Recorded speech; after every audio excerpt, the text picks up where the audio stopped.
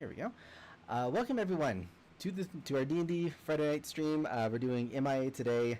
I am AV Maestro, the DM for this crazy, insane one-shot that for some reason everyone thinks is a good idea. But hey, we'll have fun with it.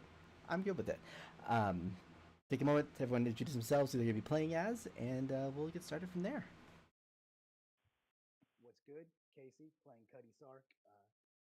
Alright, we're ready, lads, to get this thing going.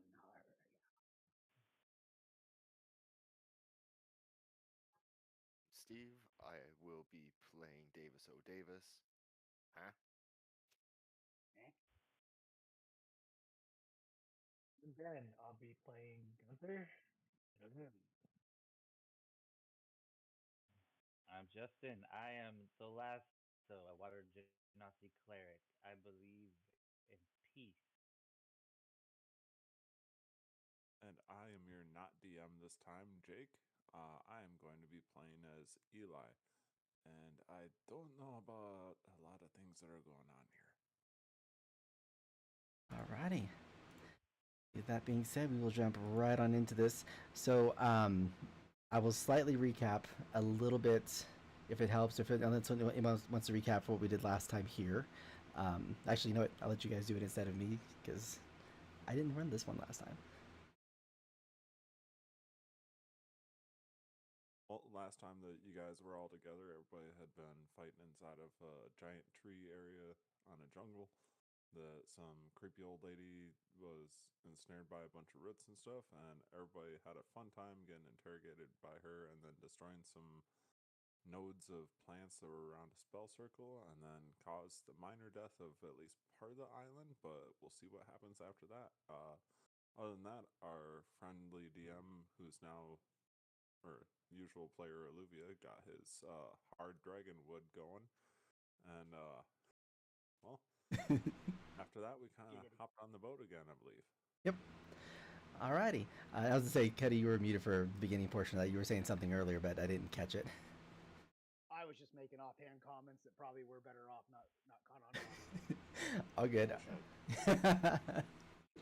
All right. So, but yeah. So right now, last we were out around the ship. We were heading away from the island where everything had occurred. In the midst of your trip on the ship, there is it's a relatively clear night sky. Water seems to be going smoothly. Everything is kind of going relatively well for for an evening portion of the ship ride. I would like everyone to please make a perception check for me, as everyone is currently on the deck. Does that include me? That does not include you. Thank you. I'm glad you clarified that. Sorry, what can I check? A perception. Perception. Yes, please. All right. Okay.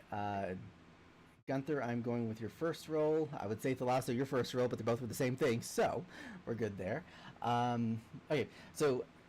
Oh no, that first roll was a test roll that I did a while ago. Oh, that's intelligence. Yeah, you're right. I'm sorry, I completely did that.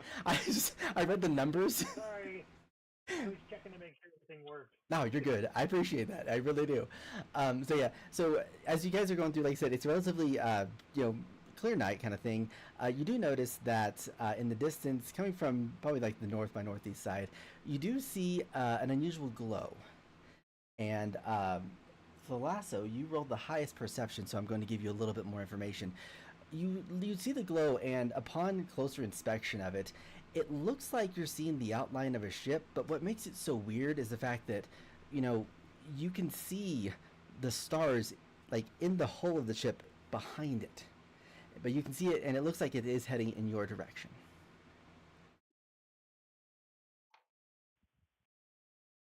Am I seeing this clearly? There's stars through the hole, as if it's like translucent, or there's like giant holes in the ship. It looks like there's giant holes in the ship, but it's still floating and heading towards you as if it doesn't have anything broken.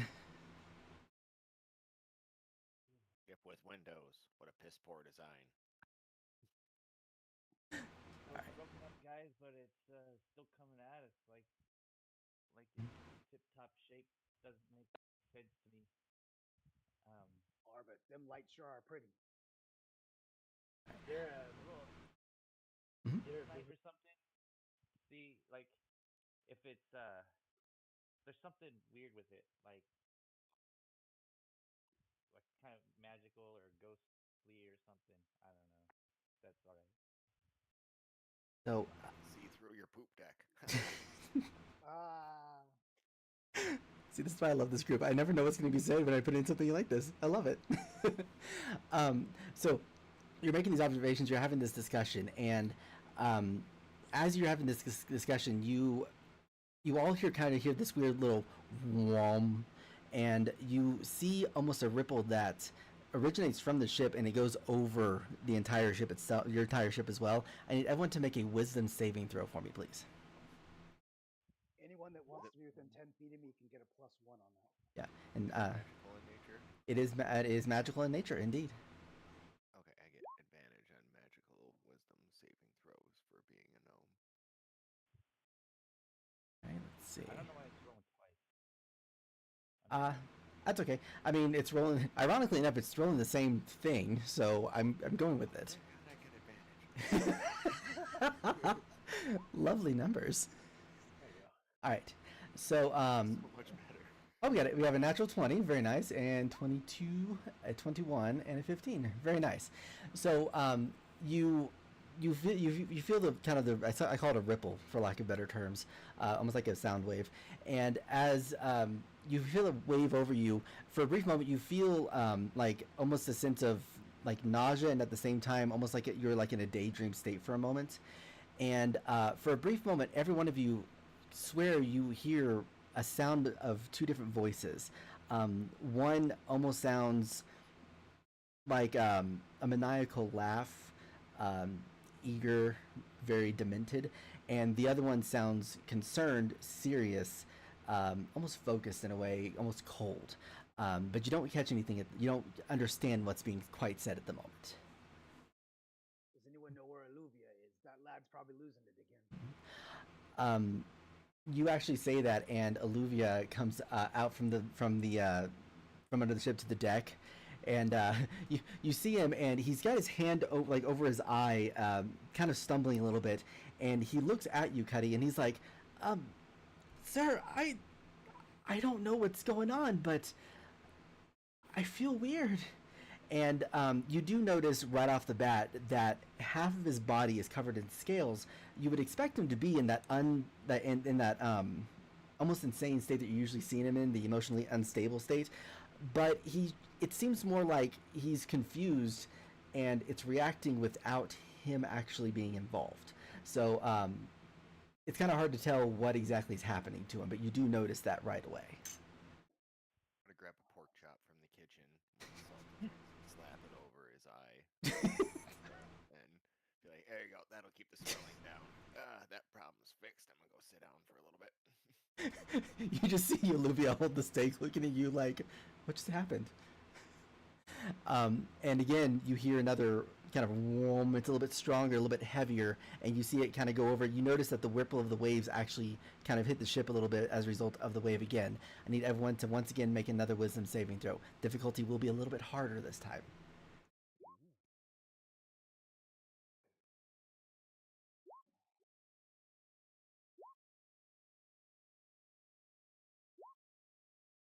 Nice, I love it. Okay, so you feel it. You feel it once again. This time, the feeling of the nausea and stuff is a little bit heavier. That feeling of the dreamlike state still is a little bit minimum. But this time, as you do it, you hear the two voices. They're more pronounced this time. The first one that you hear is kind of like that laughing one, that the kind of insane laugh, and you hear the words coming from him. "Oh, this ship will be perfect. I've always wanted to play around with somebody like this." You hear that from one voice. The next voice that you hear is, once again, kind of cold, a little more calculated, and it's like, she told you to not mess with this one. Why are you messing with these guys? Now I'm going to have to do something because you're actually messing with the wrong thing again. And as you hear this, you also hear footsteps on the ship that are occurring. At first they're kind of all over the place, and then eventually gradually focuses right to where Alluvia was when he goes up the steps to get onto the deck. And when you look over there, I'm assuming, well, actually I should just ask, does everyone look over there, or do y'all continue focusing on your conversations? I'll Oh If my I hear god. footsteps, I'm looking. Looking. All right. So yeah. So you look over there, and you see a elf figure, a long black robe, red trim on the bottom of his robe and on his hands, wearing boots and dress pants, which for this game is very outside of the norm of clothing that you see. But what makes it really unique is the fact that his skin is pure black.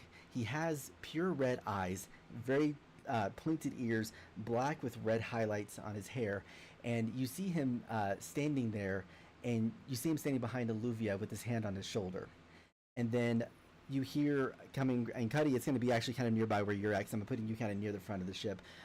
You hear another set of footsteps, and you see almost the same person. However, instead of solid black skin, you see, white peach skin, elf ears, blue hair with green highlights, and you see him staring daggers at the one that's in black, the one's in the black skin. And what do you guys do at that moment? I would just yell, "All right, lads, we're being invaded. All hands on deck." So, anybody else? I want to give everyone else opportunity before I do anything else. As soon as he says that, then yeah, I would go on guard. Perfect. Um, so you guys do that. You guys assume your defensive stance is ready to deal with the invasion of the two that you see. And as you do that, you notice that the black-skinned elf character, uh, his he smiles this really big, wicked, like wide, tall smile, and he Come looks on, guys, they're friendly. he looks. He's like, "Oh, this is even better. They don't even know who you are yet, and they're already ready to attack. This is gonna be so fun here in a moment." And you see him snap his finger, and you hear the sound of the ship kind of start rotating. Like the creaking of wood, kind of a thing. And you notice that your ship starts to kind of toss and turn to the side. Everyone, make a deck save for me, real quick.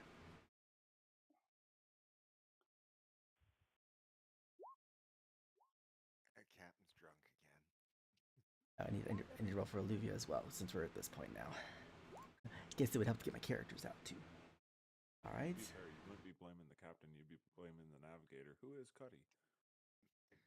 I mean, Hey, Cuddy. hey! I feel like we don't need to be pointing fingers here. I had a few drinks. I thought we were on vacation. Cuddy, we really don't need to be a part of this. Get back to your station. Oh, mine's doing that double thing All too. right. Okay. Wow, I rolled. How did I roll 4 times? Regardless, we're gonna go with it. So, yeah. So you do the deck save, and I'm gonna take a look and see what everyone rolled here, because I rolled 400 million dice here. Let's see. We have 11, 10, 16, 17, 21. I feel like did I miss anybody? 1, 2, 3, 4, 5. Nope, we're good. So yeah. So you guys, for the most part, the lasso, you stumble, but you still stay on the ship. Everyone else is able to kind of maintain their stance. And Alluvia rolled a 6 on his. And what you see is, as the ship is kind of tossing and turning, you see Alluvia fall, and you watch as the figure who was the dark elf figure who was holding him by the shoulder, you see him kind of pick him up, and they immediately disappear. Just like you see, like it's almost like a swirl effect kind of a thing, where it just kind of disappears into nothingness. And you hear from the other guy near you, Cuddy, it's like, "Oh no, that was the one guy he wasn't supposed to deal with." And you hear another snap, and you hear the ship stop for a second, and you notice that as the ship stops moving, everything else is standing still. Like the ship, everyone in the crew except for you guys is almost like frozen in time. Even the water that was coming from the ocean when it was being tossed and turned is even standing still. Um, and you watch as the other figure walks up, and he kind of stands in the middle and looks at all of you guys, and it's like, "You'll have to excuse this, but I'm gonna need to borrow your help. Otherwise, you probably are not going to remember your friend in about the next 2 hours. That's not a threat. That's a promise because of what's going on. Uh, I'm asking nicely because I don't want to force it like he does. Can I borrow your help? It is extremely important." Thank you for asking Absolutely. nicely. They never ask nicely. It's always, I need your help, and blah, blah, blah. We're all going to die. And I'm like, yeah, that's cool. Yeah. Yeah, It never hurts and to it should help. take you a long way. Yeah, it never hurts. Yeah, the tropes of demanding things is not something I like to do. I was taught differently, so let's keep it at that. But if you don't mind, I'm going to do something that's going to terrify you guys. Rest assured, when we get back, everything's going to be perfectly fine. You see him put his hand down on the ship, and you watch as the ship just completely explodes, and you see an orb of a ball of light uh, appear from the remains of the ship, and you guys all fall into that for a moment. I would like for everyone to please make me a con save at disadvantage. Oh man. We fell into an explosion. The ship exploded. There's a ball of light that was where the ship was at that you all fall into at the same time. It's a waste of a perfectly good ship. Arr, hate to see it. Oh no. All right, so we have a. As you hear Captain Greyfeather, stop blowing holes in my ship. So we have 11. We have an 18, 11, a 9. I'm missing 2 people. I believe it. 12. I got a 12. Okay, let me look on this side. Yeah, unfortunately it does do that. So we have a 12, and then Cuddy's 9 went through. So 16 and. Okay, yeah, that's fine. All right.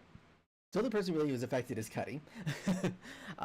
So as you guys are, as you guys go in, yeah, as you go into the light, the last thing that you hear, you see the figure, the silhouette of the guy who's been talking to you from the ship, and the last thing you hear him say is, "I know it's sudden.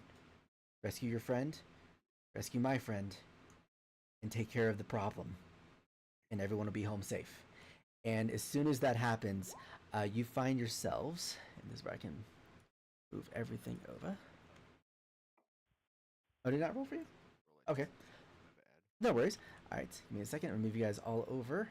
You find yourselves over at this little village, and I'm gonna put you guys in here. Give me just a moment. There we go. Okay, so everyone's over here on the down here on this side, and move this over here so everyone can kind of see where they are at. There you go. All right, so you find yourselves in this village, and as you look around in this village, the first thing that you notice is there's a little bit of a fog that kind of lingers occasionally, and then it kind of dissipates. But aside from that, you see some rundown buildings, but you can hear, without just general perception, you can hear a little bit of like you can hear life. You can hear like movement, steps, stuff like that. The two who failed, Cuddy and Stevie. Oh, sorry, Cuddy and Stevie's not on here. It's Cuddy and Davis. You two, upon landing, immediately just barf your gut, or just kind of throw up. Like you just spew your guts out. Like it's not like there's not even like a preparation. Like you land, you're like, oh, kind of thing. Arr, there's the beer. There's the oysters. Yep. But yes, you see yourself in this area. Let you guys start. What would you guys like to do? You do see that there is a lady in the middle who is kind of in between the 4 houses here that you can see within immediate eyesight of you. I would move directly over to this blacksmith and just strike up a conversation about his work and take a look at things to see how well he's doing. Okay. So I'm going to ask you specifics because you didn't give me perception, so I'm going to kind of just run with it here. Are you asking the person on top or the person on bottom in the pictures that you see there? Top a little kid. I'll give it to you. Yeah, it's a little kid. Yeah, then I try to talk to the guy on bottom. Okay, so yeah, so you see this individual here. What do you tell him? What do you ask him whenever you see him? Is he working? You see that he is. Actually, like, You see him you see him working with something on the furnace in front of you. He's not necessarily actively like hitting anything, but you do see that the little kid is watching him very intently as he's kind of moving around this ingot that he's looking around at, trying to adjust some things and prepare some things. that's quite a skill you have. I wonder how long have you studied? All right. Kind of looks at you. He's like, but I've been smithing for about roughly, give or take, 65 to 70 years. It's kind of an art that I've been doing for a while now. But he kind of looks at you and is like, "Seem to got some good muscle to you. You smith as well?" No, I had one as a friend. It was a long time ago, but it's always fascinated me. Well, when it comes to my opinion, and when it comes to smithing is an art form. You're creating life that actually can possibly, kind of puts his hands over the kid's ear, kind of in life at the same time. But it gets the job done, it gets the gold in, it gets the living kind of going. You know what I mean? Just good stuff like that. He kind of looks, he's like, "So what? I see you come visiting from town. You coming from a what ways out? I mean, we don't get visitors very often."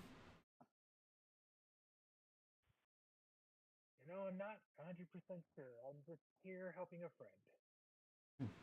And you say that, and you see him kind of pick up the ingots because it looks like it's cooled off since he was working with it. And you see him take a step back, and you notice he disappears from behind the bench. And you hear some steps, and he walks over to this side here. And you notice that as he walks around the corner, he was very tall at the furnace. You notice he's very short at the anvil. He's a dwarf. And so he looks. He's like, "So he starts hitting the ingot now with the hammer that he's got over there near the anvil. It's like, "So I'm sorry. Answer the question for me one more time. You said you weren't from around here, right?" Tink, tink, tink, tink. No. I believe we're passing through on our way to somewhere else. Well, make yourself at home. Believe that, and he kind of takes his hammer and kind of swings it over towards the lady, like, as if to point, narrowly missing the kid in the process. You notice the kid isn't even like phased by it. Like he's like, you get the indication he's used to seeing it. It's like, if you go talk to that lady over there in the middle between the houses there. She's the acting leader of the village. She might be able to help you with anything you might be looking for. But in the meantime, like I say, welcome. I'll be over here if you need me. My name's Brutus, by the way. Sorry, courtesy things are weird for me. I'm not used to it. This is my boy Billy. And but yeah, if y'all need anything, like make yourself at home. I'll be here if you need me.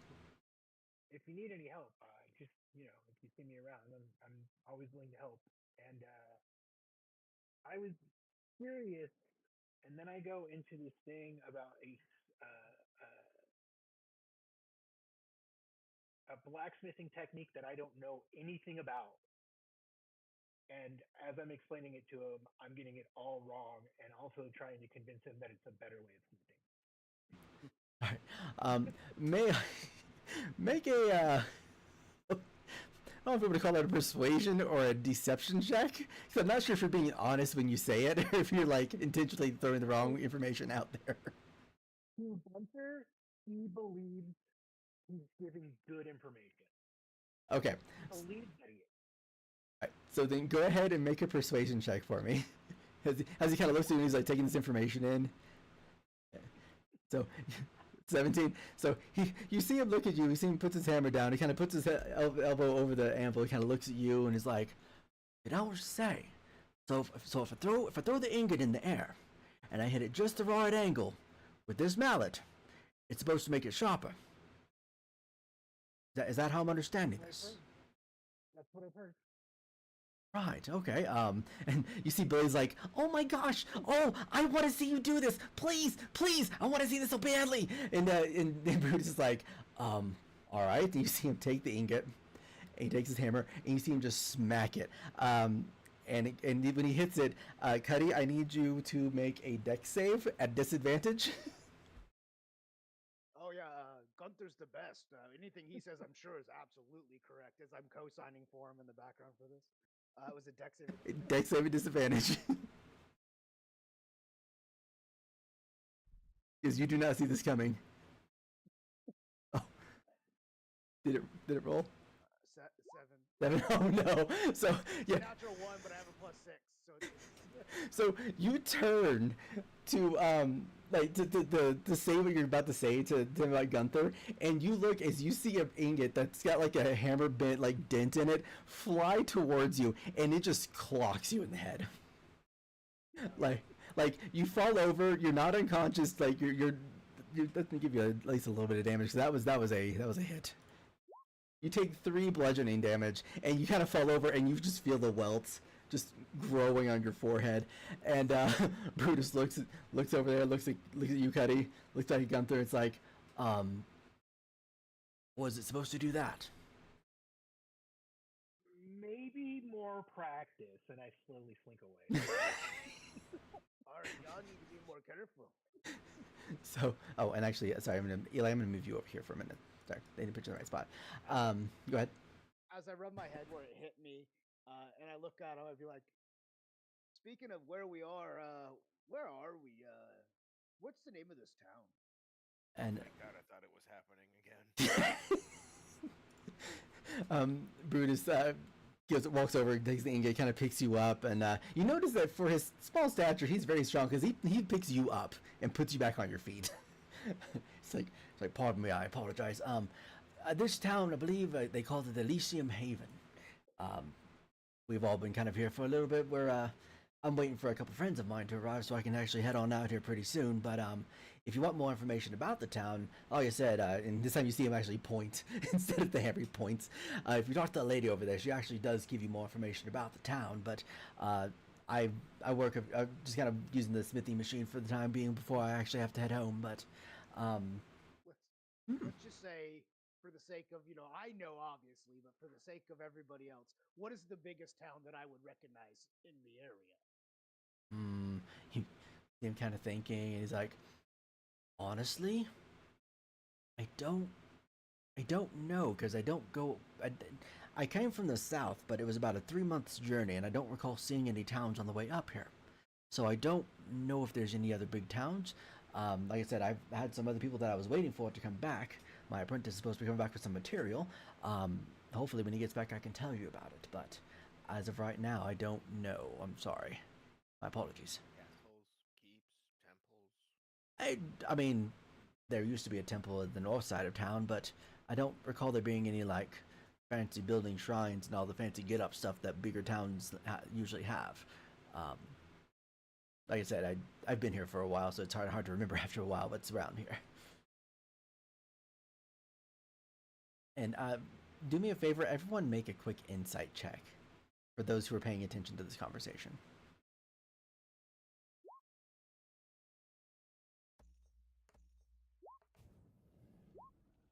Okay. So 17, 13, 14. Who am I missing? Wait, I'm assuming Gunther's rolled on roll 20 because it's not showing up anymore over here. Gunther, did you roll or did you not roll? Gunther is Spaceman Spiff, right? Yeah. Oh, Spaceman Spiff. That's right. Sorry. Gunther Thalasso. I feel like I'm missing somebody. Anyway, that's fine. Yeah, everyone rolled it. So y'all noticed that whenever you asked about towns that are outside of here, for a brief moment, you swear in his eyes they look like they kind of glazed over and almost looked like they were foggy, like the town was for a little bit before he answered the question. It's just for a brief instant, like just quick moment. So it wasn't like heavy, but but all of you do notice that for just a split second with Brutus. What did you say the name of this town was again? Oh, it's Elysium Haven. Can I do a history check to see if I've ever heard of this place before? Feel free.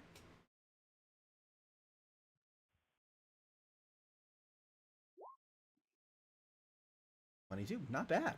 So, for yourself, this name is a very, very rare name. The studies and stuff that you would have had would never have taught you this.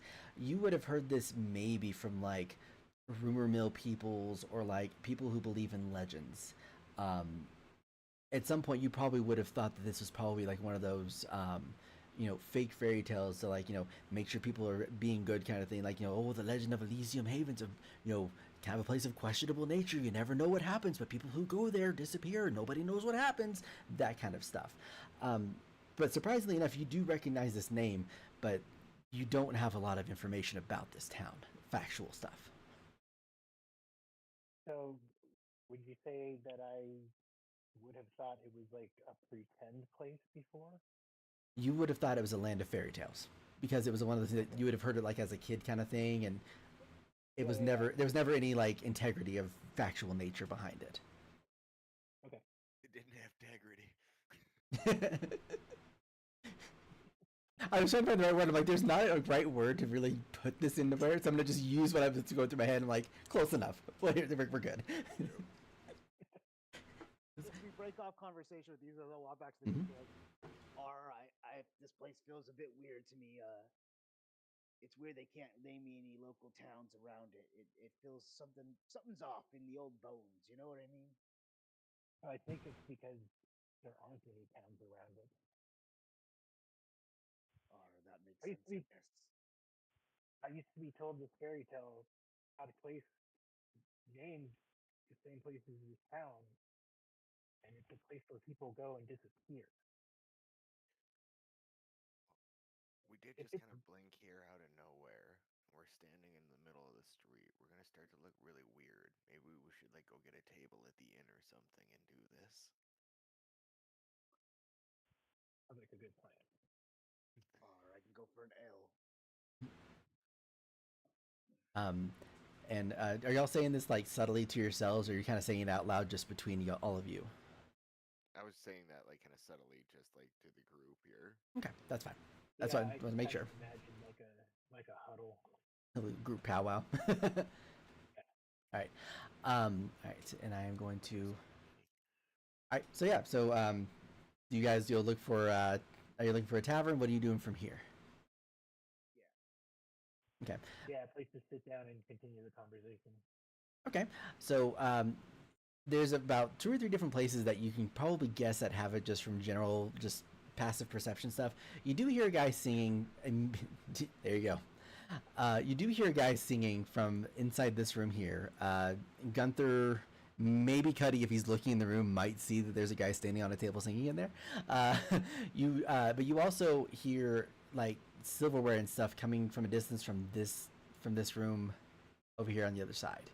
It's faint, but you do hear the sound of like silverware on plates kind of thing. Um, Not a lot of talking, but you do hear the sound of that. So got a couple different places you can guess.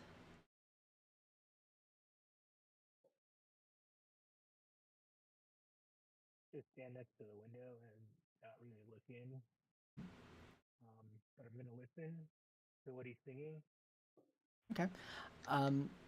Just for the heck of it, make a perception check for me. Just for this is a hearing-based perception check. I want to see how much you're paying attention. 14. So you hear the song. Yeah. How much he loves murdering strangers.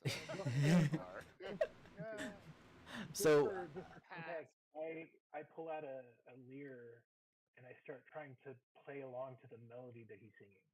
alrighty. The player's gonna ask this question because this will make a lot of sense here in a moment. Has anybody in here not played Skyrim?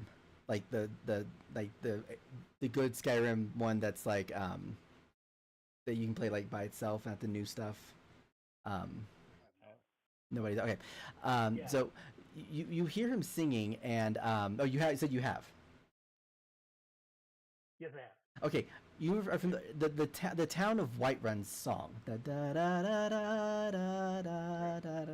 Yeah, you start hearing him singing that, but what really throws you off though is that he's singing the same like section on loop. Is what it feels like. Like it's almost like somebody just kind of stopped him there and just looped his vocals, and he's singing that same one over and over again, and he's putting his heart and soul into it. He looks like he's doing what a bard would do, but it's the same thing over and over again. Yeah. And then go ahead. Free bird. You hear him stop, and he's like, "Oh hi!"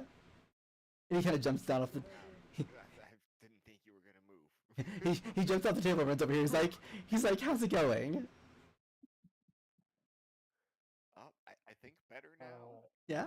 Yeah, it's going okay. Well met. Yeah. Is this a tavern or? But did I mean to interrupt? No, it's okay. You're fine. It didn't bother me a bit. Actually, no. This is where I do my rehearsals for my concerts that I have to do. The tavern, actually, you see him kind of sticks his head out and kind of points towards further down. It's like you see it, but there's like that weird intersection, and there's that lady that's standing here, like right in the middle, kind of awkwardly in the middle of the road there. Yes. Yeah, so behind her and on the right side, that first building right there, there's a table with a bunch of chairs and like all the fancy like food stuff is all in there. So you might go in there to get your food. Well, Very, thank you. thank you very much. I flip him a butterscotch like you flip a quarter to a bellhop, and we start walking. It's fucking weird. So you do that. He takes it. He. Mhm. As I walk away, I say, maybe later I'll help you remember the rest of that song. Oh, great thing! I would love it. It'd be so fun. It's a great song, isn't it? And you see him run back up there, and he starts singing it again. About this time, Eli, on your end, you were inside this room, and you've been working with this guy on tying some rope. He told you originally that he was the purpose of his tying the rope is trying to, I guess, get something out of a well that's somewhere nearby, and you've been helping him. And you start to hear the sound of people talking outside the door, and the guy kind of just looks at the rope, looks at you. And he's like, "You're not making that sound out there, are you? I would really hate for you to be making noises outside again."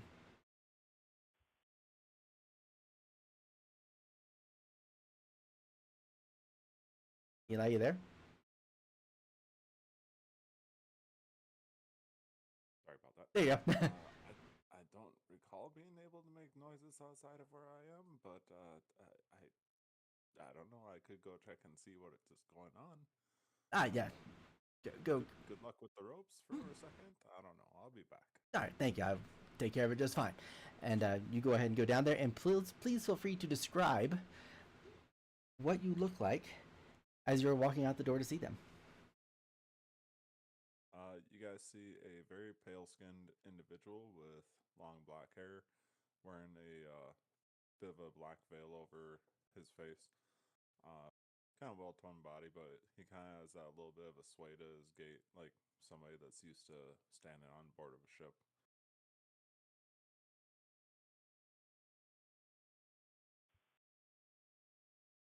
He kind of You got comes that out. 8-pack. Do any of us know Eli? I mean,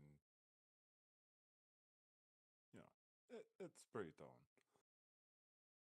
But I'll walk out into the street here and oh, nope, it's not me. I'm not the one making noise. There's other people making noise out there. Hmm. Are you guys new here? Yep. Just got here. Ah, well, welcome, travelers. Yeah, it's a heck of a place to be. You've been here for a while. Sounds like you're a resident here. Oh, I've been here probably been a good year, I think. I can only remember about a year back, so I don't know. I only remember Gotcha. it from a year back. Well, what happened a year ago? I don't know.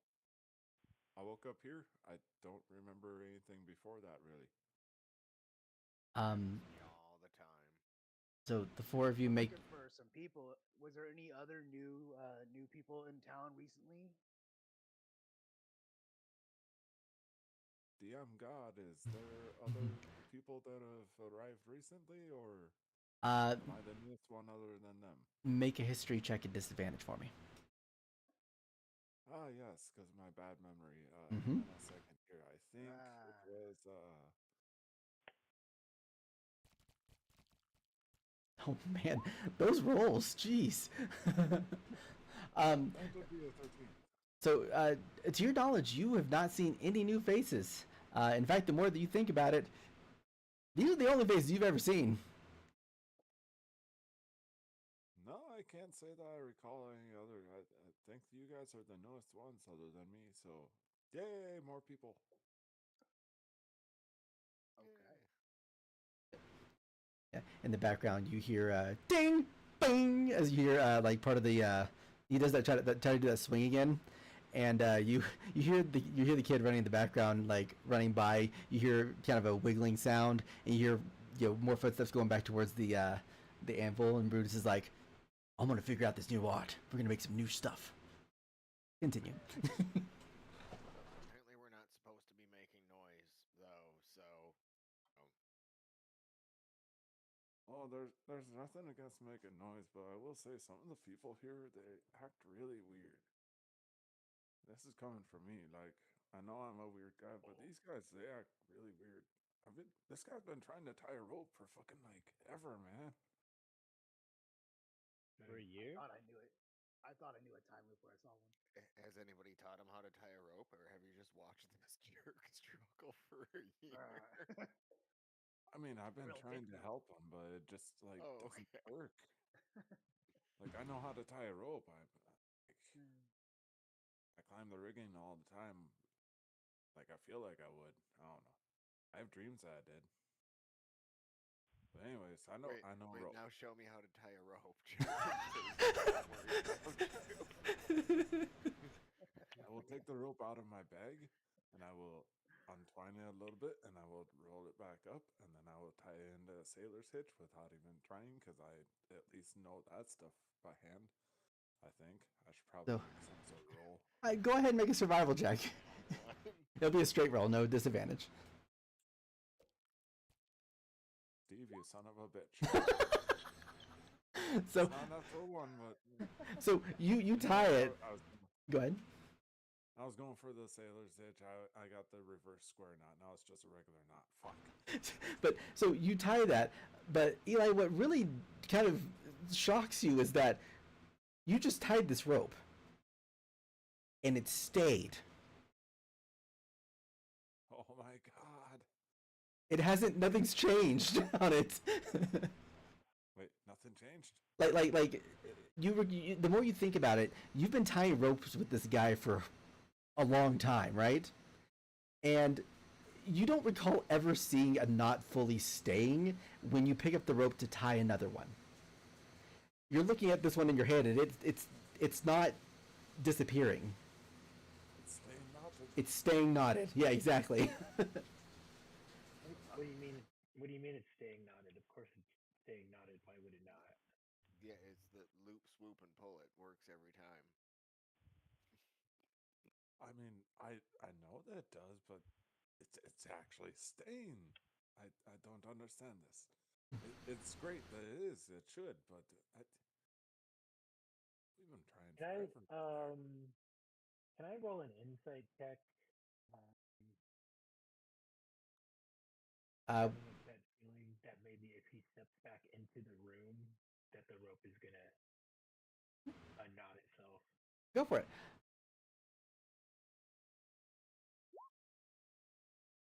So, based on what you're seeing in the context clues that you've been given, it would not be unreasonable to think that.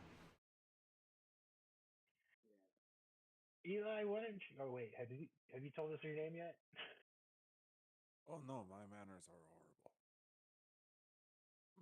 You and Brutus got along great, didn't y'all? So Can I look people, around to see if I can see anybody else just repeating in the distance? people drinking the same beer in the tavern over and over again. Well, Yeah. make perception checks all around at the moment. I think it might have something to do with going inside the buildings. He seemed to get his memory back when he came out. But when inside, the same thing with the guy playing music. When he leaned out, he was able to talk to us, and then he went back to it when he went back inside. So, old Cuddy's thinking, Um, you don't go inside, you's all right. so perception-wise, Davis, aside from Rosalia, do what? Sorry. I was like, burn down the town. Perfect solution. Yeah. Kill him with fire, whatever it is. No. Okay. Fire Burn it down, fixes burn it down. everything. So Cuddy and Davis. Davis will notice a little bit more, but for both you and both Davis and Cuddy, y'all notice Rosalia so far has moved only between these two blocks that I'm moving her between right now. She's been moving kind of off and on there a little bit. Aside from her, and then of course the bard. The only people that haven't repeated anything have been Brutus and Billy, because they're now hitting the ingot into walls, and the kids chasing it, and they're hitting it into walls, and the kids chasing it, but they're not landing in the same places. And they're outside. So far, That's where you have so far. Eli, just for shits and giggles, take a step back into the room and let us know what happens with the rope. Oh, sure. Why not? Why not? If you don't mind, if you don't mind. I will indeed step back into the room and I'm going to be like, hey, look at this. I got a rope that actually tied. And you hold the rope up, and it's together. It's whole. I don't know what you did wrong. Maybe you oiled your rope too much or something like that. You need to tie ropes better. So your instructions suck, man. Like I tried to do this and it's not a pretty knot, but it's a knot. He looks at you. He's like, I've been trained for 45 years on how to tie rope. Okay, I had to do rope. I had to have numerous occupations with these ropes that I had to work with here. You're gonna sit here and act like I don't know what I'm doing, sir. I can tie ropes around you and make you into a rope and tie you into a rope too. Okay, don't play this game with me, son. And you see him take rope. He ties it, and it goes right back down. And you see him tie it, and he's looking at you irritated. And you see him tie it, and it's just constantly disappearing and reappearing. And make an insight check, Eli, at advantage.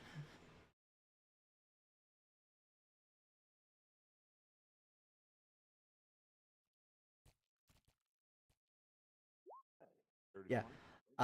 You notice that every time that he ties it and it disappears and he picks it up again, a slight fog for a moment flickers over his eyes, and then comes back, picks it up, ties it, disappears, flicker on his eyes. Every time he picks up the rope, you notice that that's happening, but it's only when he picks up the rope, ties it, and puts it back down.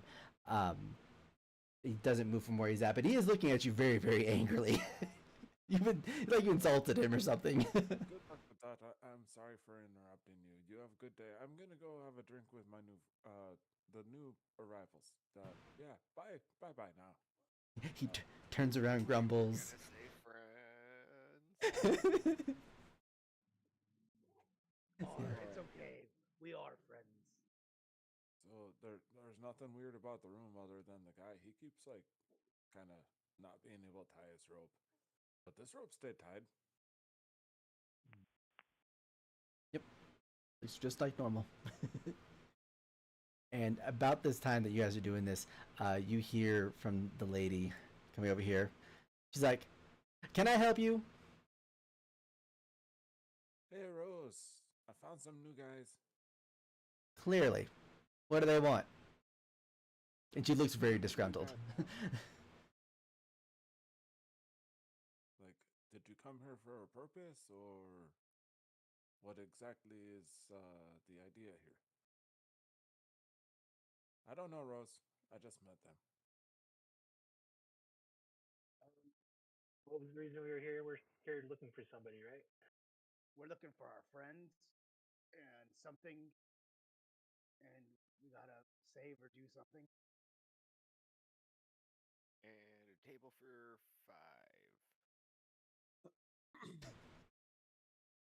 5. Do you have that look like you're counting actually happening in the game too? Because you have this look like, is there 5 of us? Yeah. It was like your eyes were up and you're just like, huh. Pointing with your mental hand here. Sorry, I flipped to the camera just in time to see you do that. It's beautiful. All right, but sorry, go ahead, continue. Forgive me, I was trying to interrupt. Sorry, and a bloomin' onion. There, that was it. Kind of looks at you guys like, the tavern's behind me. Make it quick. I got things I gotta do. And you see her kind of step to the side and points towards this door. Like, That's a 2 out of 10. What is it that you have to do? Would you like some assistance, perhaps? she's like, have you seen a party of about 15 different people disappear recently? Have you seen anybody when you came out from wherever you came from? 15 people? No. Yeah, 15. 1-5, as in a large group of people. No. Mm. Were they in your bar? Did they dine and ditch? No, they were supposed to be picking me up and taking me somewhere, and they never actually made it back, apparently. So if you happen to hear word about a group of people who are missing, kind of thing, feel free to let me know. But I'm still trying to find them, and it's been a little bit too long, and I'm kind of I'm over being here. and I don't like being the leader of a village I know nothing about. Do you have And, any leads, perhaps? and Hmm. are there any leads on a table for 5 and a blooming Mhm. onion? So, so, so we're gonna go with, we're gonna respond to Thalasso first. Um, you ask her if you had any leads, and as soon as she's about to say something, I'm not even gonna have you make an insight check. You see that same fog for a brief moment occur, and then she looks over at Davis. And she's like, "I told you the tavern's around the corner behind this door. Go through that door if you want to get some food." What was that? Yeah, but she looks at you and she's like, "If you happen to find 15 people, let me know. I'm trying to find them. I appreciate it." We're also looking for missing people, though. So Mm. that's 15 people, and then I think we're thinking for 2, so that's 17 missing people. Mm. Well, who all have you spoken to since you got here? Because there's one person who might be able to give you some information. Possibly, she's kind of knowledgeable, but she didn't know anything about mine. We talked to Eli. I pointed at Eli. My bad, I didn't realize I wasn't in the tavern. You were like way back there. I'm like, I guess I'll catch up eventually. Maybe I don't know what he's doing. Go ahead. Theater of We met those Yeah, right. Smith people trying to make the ingots. Um, so, all right. So did one of y'all ask about the person that she was referring to, or did y'all just kind of go inside? I missed that part. I'm asking is- about that. Okay. I told her who I think I know. Okay. So she's like, if there's anybody that you're missing, you might go talk to the lady Edith. She's also over there at the table eating some food right about now. She's more the leader of the village than I am. I'm the younger face that she thought would be a smarter idea, which I think is a bad idea, but I just work here at this point. All right. Well, thank you. We appreciate your help. Are you have a good day now? Be safe and try not to forget. Charmed. And you see her kind of just prop herself against the wall, and just kind of gives you glares and just kind of watches out there as you guys pass by. Catch up with you guys. Make sure you order the roast beef that they got going. They got some really good lamb and other things like that. I'll be right there, okay? Roast beef, lamb, okay. Meat tornado, got it. That is a As we move in to strange get thing our. to say. Sorry, go ahead. Oh, I was just saying that's a strange thing to say. I've never heard of that. As we go in to get our table and stuff, I'll just whisper to the group. This town has something strange about the folks that are here more than a while. I think we should be cautious and eat our meal, but we should probably try to get out of here as soon as possible. It feels off to Old Cuddy, the air just don't feel right. I agree. Um, Waiter, about 5 ales and a platter of meat, apparently. Is there outdoor dining? Should we be eating in here or doing anything inside these places? well, I kind of want to see what happens. well, you guys walk into the room. Rocks fall. Everybody dies. Sorry. Just how it is. No. You guys walk in, and when you go into this room, it looks more like a formal dining room area because you see there's a fireplace and there's a table that has kind of a bunch of food, almost like a spread. It's kind of laid on a table back there, and you see that there's a big table with about 6 chairs, one kind of by itself in the corner up here that you can see, and you see that there is an older lady who you see her gathering a plate of food. She turns around and you see her kind of go to the table and puts her stuff down, looks up, and is like, "Oh, but I wasn't expecting company today." Hi, hello. Oh, well, hello. She looks at you and is like, "Oh, I didn't know that we were going to be having appropriate company today." And you see her kind of like just mess with her dress a little bit and just kind of just fluff it out a little bit. And it's like, so I assume that you guys are here for something. Just other than to awkwardly stare at an old lady getting food. How can I help you? I hear the meat platter is fantastic. She goes red for a split second, and then he immediately goes away. It's like, yes, the platter is wonderful. feel free to grab yourself some. There's plenty here for you. And you see that there's a whole spread full of food. I'm gonna pause for a second. I'm gonna jump back to Eli because I know Eli probably gonna catch up here in a moment. Eli, what were you gonna do? Really quick, I've been here for a year, yes? Yes, you have. That I remember. That you remember. I know. Exactly. So I at least know Rose, and she doesn't always glitch back and forth, right? She does not always glitch back and forth. She actually does it the least from what you know. As everybody kind of heads off in the tavern, I'm gonna be like, so Rose, you think like they might be able to help us get the fuck out of this place? She looks at you and kind of looks towards the door. It's like, it'd be a first for me. I mean, you were here. I thought you were gonna be that person, but I mean, guess you're stuck here like me. So I don't know. I just, I do sort of apologize for being a bit of a, stick in the mud while they were here. But my faith in people is kind of a lot lower considering what we have going on right now. Oh, don't worry. I totally understand. It's been hell for all of us. I mean, keep having weird, dark nightmares, shadows everywhere, things drowning. But it's just this land. I don't get it. So, Yeah. Well, I mean, as long as we don't go north, I think everything should be fine for the most part. I mean, at least that's what I was told by everyone else when I was here as well. Were you told that by chance? I don't recall. Don't go north? Yeah, we don't go north. If you go north, you find and you see her that fade expression kind of go back, and she kind of just props herself back up against the wall, and kind of looks at you. It's like, problem? No, not at all, Rose. You go ahead and take care. I'm gonna see if we can't, hitch a ride out of this place with these guys. See what they got going on. All right. It's like, I might go check in on Kit. It's probably destroying something in his room again. Happened last time too.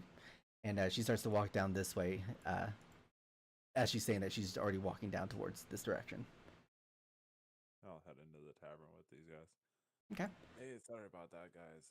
Rose is, a little prickly. Hey, hey. Almost like a pear. Sorry. That's a good one, lad. It's a prickly pear, yes, are indeed. Okay. All right. So we'll Look over and whisper to Cuddy. I'm like, is this place real? I think it's as real as our minds will let it be, lad.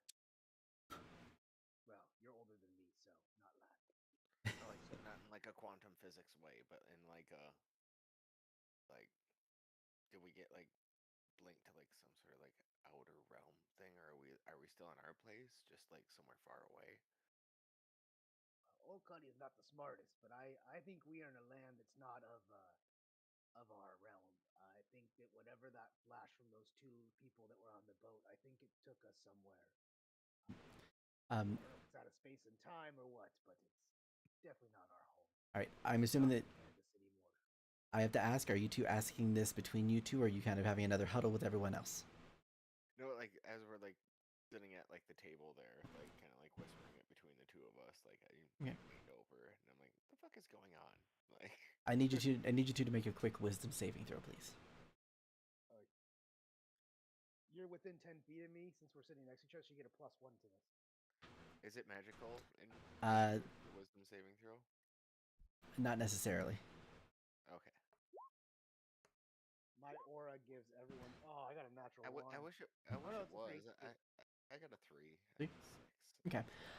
So you both, just those two only. Okay. Yeah. So y'all both hear this really loud, high pitched squeal for a moment. Cuddy, for you, it's like the worst thing is just a brief moment of like you can't hear out of your ears for a split second. Davis, you hear the squeal, and you hear in your head, I wouldn't go around asking questions you aren't going to survive the answers for. Why don't you figure out the problem really going on in town? We'll meet again soon. And you are going to take 2 piercing damage. And you do see a little bit of blood coming out of one of your ears. Are you all right, Davis? You look like your bell got rang. Yep, just kind of stroked off there for a second. Yeah, about those ales and bloomin' onion and plate, and solving this mystery, and nothing else. No other questions asked. And Edith kind of looks. He's like, "Oh well, feel free to find some food back here. We have plenty of food over here. I mean, you said you wanted but somebody said steak earlier, right? We actually have some right here." You see her kind of move some plates over, and you see her pull up, a plate of steak off and puts it kind of in the middle of the table. It's like, how many people needed steak again? There's a lot of people in here today. It's like a fend for yourself situation here. I mean, yeah, feel free. Yeah, I was already over here. I thought I would at least offer. And you see her kind of turn around and go to the table and sit down, and starts kind of scooting up to give you guys room to get your food and everything else. I start making a plate, and I turn to her and I go, "I'm Gunther. Ah, Me and my friends, we're not from around here." and she kind of looks. She's like, well, it's a pleasure. My name is Edith Van Wells. And or Van Welsh, sorry, I had to look at the name; it's partially covered. It's like, yes, I can definitely tell that you guys are not from around here. Trust me, they're a certain company that he kind of looks over at. She looks over at Dave. It's like, I wouldn't forget you if you know what I mean. Just yeah, we got some good company here today. But yeah, what brings you individuals over here to this town? We don't get visitors very often. We're looking for some folks, but I've kind of gotten the impression from the other people that live here that maybe there's problems here that I would I would love to help solve these issues, whatever they are. And you see her kind of stop eating, kind of puts her hands, just kind of like just lightly clasp her hands in front of her plate, and it's like, well, I mean, every town has problems in general. I mean, you know how it is, the usual squabble between people who don't disagree with things, and deaths in families, all sorts of different things happen. Are you? Is there someone specific you're wanting to help out, or just are you looking kind of for in general? Because I mean, there's a lot of things happening in this town that are problematic, and I'm just not sure if you have the time or desire to want to go through every little bit we have. Sorry, with her, and I'll cast Spare the Dying on her. You cast Spare the Dying on her? Yeah, because she's old as fuck. Uh, It's mostly just to insult, in a way. yeah. So you actually do cast that. I just want to make sure I understand this. Yeah, I'll walk up to her. I'll cast it on her slyly and be like, "We'll help you out, lady." Yeah. Usually she's like, "Oh, that would be," and she just disappears. And after Yeah. after a few moments, you see her coming in from this side. Give me a second. Wrong layer. You see her walking in from over here. It's like, oh, we have company. Oh, well, hello. Welcome. Everyone came early for dinner apparently. I'm Edith. How can I help you? Oh, don't worry. We prepared you a plate, and I point at the food she was already eating before. Oh, and she just walks up and just like kind of like bumps right through Gunther and Thalasso and goes to the table, and it's like, oh, how very kind of you, and just sits down and just kind of starts going through and you're trying to cut her food and everything else like before. Like, oh, thank you very much. Y'all are so sweet. And he looks over at Davis and it's like, oh, but I found somebody even sweeter. Hey. Maybe we don't want to eat this food, guys. I don't know that it's the food, but maybe you don't touch me neither, because I don't want to go poof. Don't worry, you'll show up a couple seconds later. Do me a favor, Thalasso and Gunther. Y'all were the two closest to her at that moment. Make either. Actually, so Thalasso, make an Arcana check. Gunther, make an Insight check for me. And this is in reflection of that moment that just occurred where she disappeared. Oh, y'all have absolutely no idea what happened. Okay, cool, we're good. Fine by me. Fair enough. You just disappeared and then came in through that door. What's that about? She looks at you. She's like, I'm sorry. I did what again? Yeah, You were here eating, and we were having a conversation where you were asking me what we were doing here in town. Don't ask questions, you'll get a headache. She's like, I'm sorry, I was talking to the Lady Rosalia outside just a few minutes ago and came in here, and y'all were in here. I don't know what you're talking about. It's It- okay, Edith. Anyways, these fine visitors have recently come by and they're looking to help us out. Oh, Sorry, she gets a little crazy sometimes, guys. you see her take a bite to eat and kind of just kind of thing, and it's like, well, I appreciate that you're here to help us. Yes, I mean we've got a lot of things that people need help with. I mean, you. I can give you a name of a couple people who you could probably actually talk to and get some more information if that would help you guys out. I mean, it's up to you. I mean, like I said, there's a lot of people here. Except for this guy. He points at Davis. He's like, he can stick around for a few minutes longer if he wants to. Winks.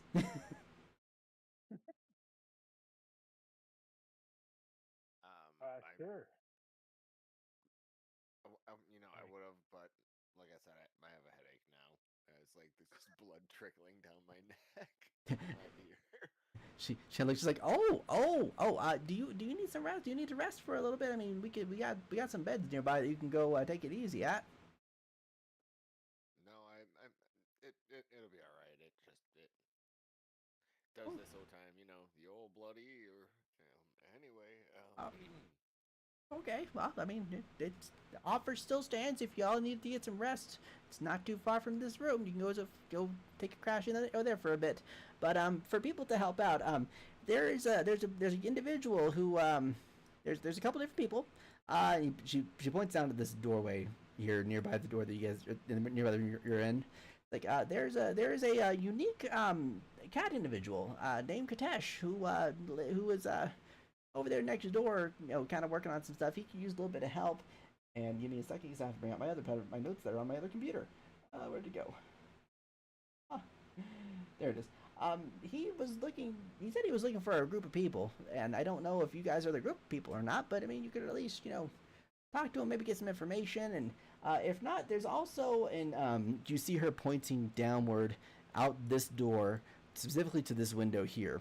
It's like, there's a guy down there, and he kind of looks at the last. It was like, you do have a very striking resemblance a little bit here, but, don't know if there's a relation. That's not my thing, but his name's Kit. He apparently was here. He was actually sitting here for something, but I think he forgot what it was, or maybe he left something here that would help him out, but you might go talking to him also. I mean, those two seem to be like the ones that have the probably the easiest problems out of everyone else here.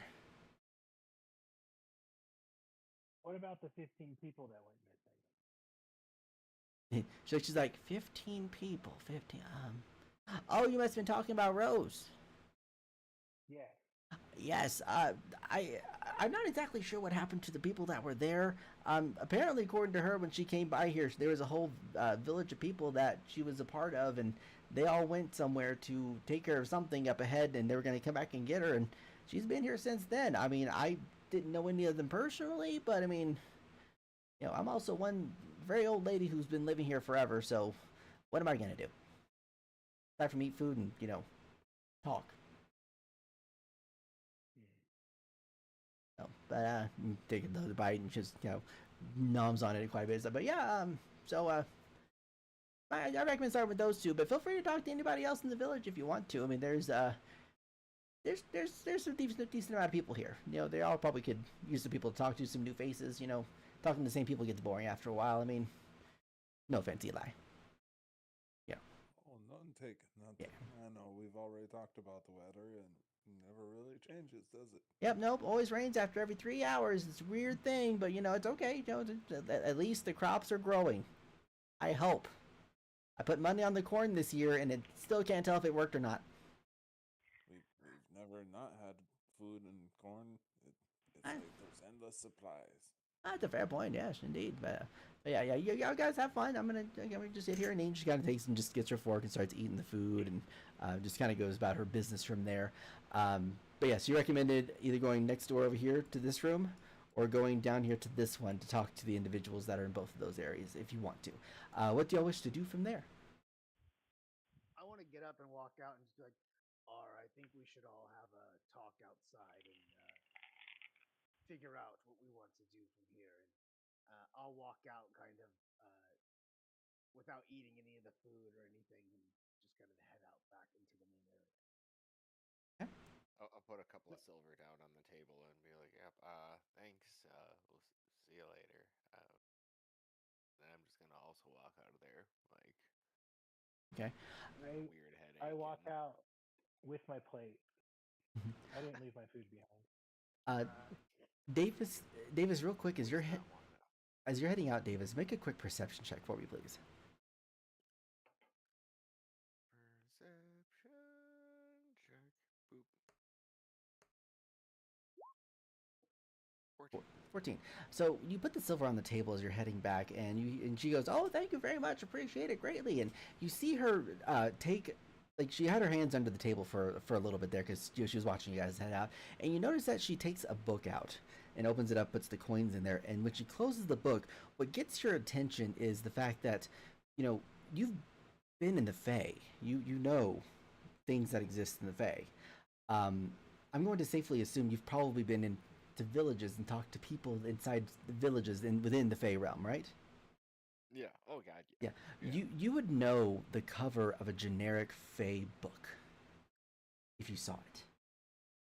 She's holding a book that's got the cover that looks similar to some of the Fey books that you've seen in libraries and times that you visited there prior to you coming out here to the ship and everything else, prior to the time that you've been here with us or with everyone here. But you notice that as you're heading out, and she closes the book and puts it back under the table and continues eating. I noticed the book and I ask, like, I say pardon me, but in silver. And she looks at you and she's like, "Huh?" Kind of blinks at you a bunch, like, "What?" The cover on your book, it's familiar. And I'm gonna use my primeval awareness. Okay.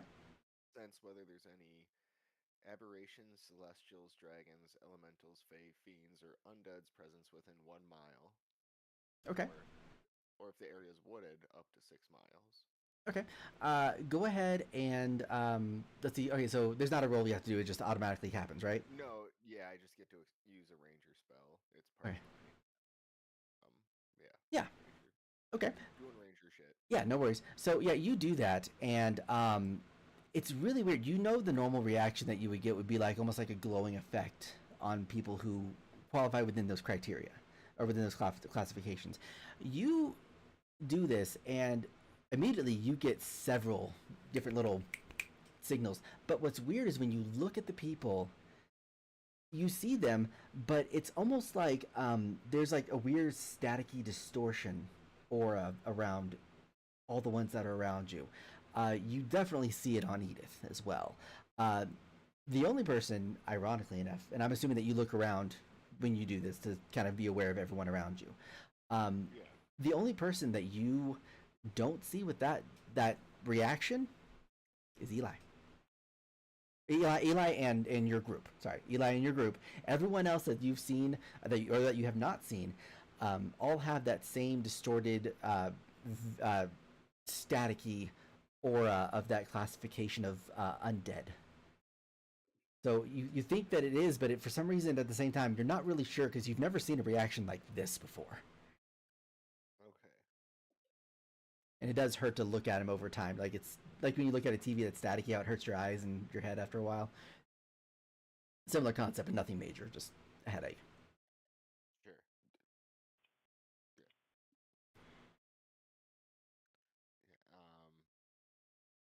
Yeah. Yeah. As I kind of notice that, and I'm gonna kind of wait. I'm not in there with the group. I meant to be outside talking with them. Yeah, this is just before you walked out, just so you're aware. That's when that was the slight brief moment you had. Gotcha. Yeah. Yeah. As I do that, I'm gonna kind of just go back outside and be like, all right. Yeah. You know what? I gotta catch up with my group. Never mind. Sorry. Excuse me. I gotta go out. Okay. I thought I recognized it from somewhere else. I'm old. I'm senile. Oh, I don't even know where Oh. I am half the time. Oh, and I go like running out. Yeah, you hear her on the way. I was like, oh, you could stick around longer. Oh, okay. And then she starts eating her food. Like you hear the clinking of the silverware on the plate. The sounds of eating. Where's my carriage? My horse's name is Bill.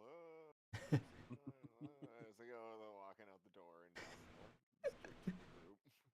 Eli, are you still in the room with them? I would say that I was still in the room, but I wasn't sure if I was supposed to join their group or not, so I was just kind of hanging back. And if nothing else, I'll sit down at the table and kind of sip at a tanker and be like, well, I don't know. At least we got new people around. Things will be a little bit more interesting. Yeah. Well, she kind of sits and looks at you. She's like, well, I mean, they seem like exciting people. That old guy's a real something, though. I'm telling you. He's smart. I like him. But yeah. So Go ahead. I'll leave my head in when I get a chance and just be like, Eli, can you come out and be a part of this real quick? But you guys finish what you want to do first. Yeah, she's basically bantering. There's no serious conversation. It's a banter about how much he likes him. How she likes him. Eli, you want to be our friend and hang out with us and do cool stuff together? Hey, that sounds like a lot more fun than trying to tie a rope. God, even my tongue gets tied better than that rope got tied. Yeah, I'll come with you guys. Hey, In the back. I have an Eli specific question I need Eli for. Okay. What is your question? As you come out and we're kind of in our group, I'll be like, all right, I think my gut is telling me we need to get out of this town. And, well, we could talk to the other town folk if we like, but Eli, is there a place that people say people shouldn't go? Because if there's one thing I know, where you shouldn't go is where you should go when you want to get the fuck out of somewhere. Yeah, because I get this whole kind of undead vibe from here, but like it's different. I don't know. It's weird. It's Fey adjacent, but creepy. I don't know. I don't like it. It's uncomfortable. That's me Also, talking about it. this place is literally out of a fairy tale, and that should be concerning to everyone. Because at the end of the fairy tale, everyone dies. Oh, well, that does not sound like a fun time at all. It is strange that you asked this question, as I had spoken with Rose to try and, smooth her over, maybe make her a little, perfumed instead of prickly and thorny. But she mentioned not to go north, and when I asked her why, she kind of had that little. I don't know what these people do, but it's like all of a sudden they just redo what they were doing, and she kind of forgot the conversation that we were having. But she said not to go north, and then kind of did that when explaining.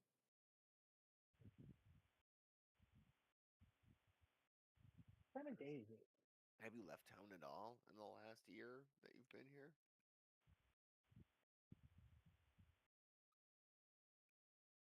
I can't say that I actually have. I know that I would kind of wander around. I'd be looking for things to do and stuff like that. And I don't know. I never really considered it. Has anybody else left town or come and gone? No, you guys are the newest arrivals. And about this time, you hear in the air a blood-curdling scream, and it sounds like two different voices. One of them you have no idea who or what it is. It's this weird high-pitched kind of a scream. The other one, Cuddy, Davis, Gunther, and Thalasso will immediately recognize. And my hint as the DM is there's a party member still not with you. I need everyone to make a wisdom saving throw at disadvantage, please. Oh no, Cole! Cole. The DM brings his hand down and just backhands Cuddy. It's like, yeah, I bet you did. I bet you missed him. He got all the cash. I know how it is. Does Eli need to make that saving throw as well? Eli will not need. Well, actually, no. Ooh. Roll me a d20 real quick, just in general first, before I have you do that. Sorry, go ahead. First? no, that doesn't really count, but I'll go for it. I went 19. for it too. I saluted. Go ahead and do make the wisdom save, Eli. Alrighty. They're not showing up, but I rolled 2 4s. So Okay. All right. I'm gonna come back to. Okay, so the people who failed were Thalasso, David. Oh, Davis as advantage, and then so Thalasso and Eli. Okay, so for Thalasso and Eli, Eli, you don't know names yet, but you do see this individual that was in a black cloak who was walking with an individual earlier. You saw him before the group came in. As you, for a brief moment, you're reflecting on that thought, and as you reflect, seeing this moment, you don't see the individual in the black robe anymore. You just see this guy that you haven't seen in the village before walking by. Thalasso, you know who Alluvia is. You're familiar with him. You suddenly have no idea who he is. For Cuddy, Davis, and Gunther, for a brief moment, you recall seeing the ship and seeing Alluvia, and for a brief moment, you see, and Davis, you'll recognize this right off the bat, the weird, distorted, kind of staticky moment for a brief second appears on Alluvia in your memory, disappears and reappears for a moment, and everything's fine. You feel like for a second, like almost like something fell in your mind and you picked it back up, kind of thing. But Eli and Thalasso, you have no memory of who Alluvia is. Eli is more of the figure. You don't know who the person is. Wait, hold on, we're Alright. missing somebody. I don't think so. yeah, my rolls aren't showing up when I use disadvantage. Okay. If you want to, if go ahead. I rolled 2 4s. 2 4s. Okay. Same. You forgot. You completely forgot who Alluvia is. Like you don't recognize. You don't recall ever seeing him or anything. It feels like we're missing the wee lad. He goes a bit stir crazy from times, but he's a good kid. Really likes his hardwoods. Oh, not Cole. Cole must be on the boat still. Coles County is cash. Oh, by the way, for the 4 who were on the ship, the other yell that you hear, for those who remember him, is Alluvia's scream. And that at the end of that there for you. Where did we get a general direction where this comes from? General direction. General direction. What's everyone's passive perceptions? 14. 14, 15. 15, 16. 16. 14. 14. Okay. Yeah. I mean, all of you would be able to tell. Eli, honestly, you wouldn't even have to worry about like knowing. The only time you ever hear yelling, really, honestly, is when it's up north.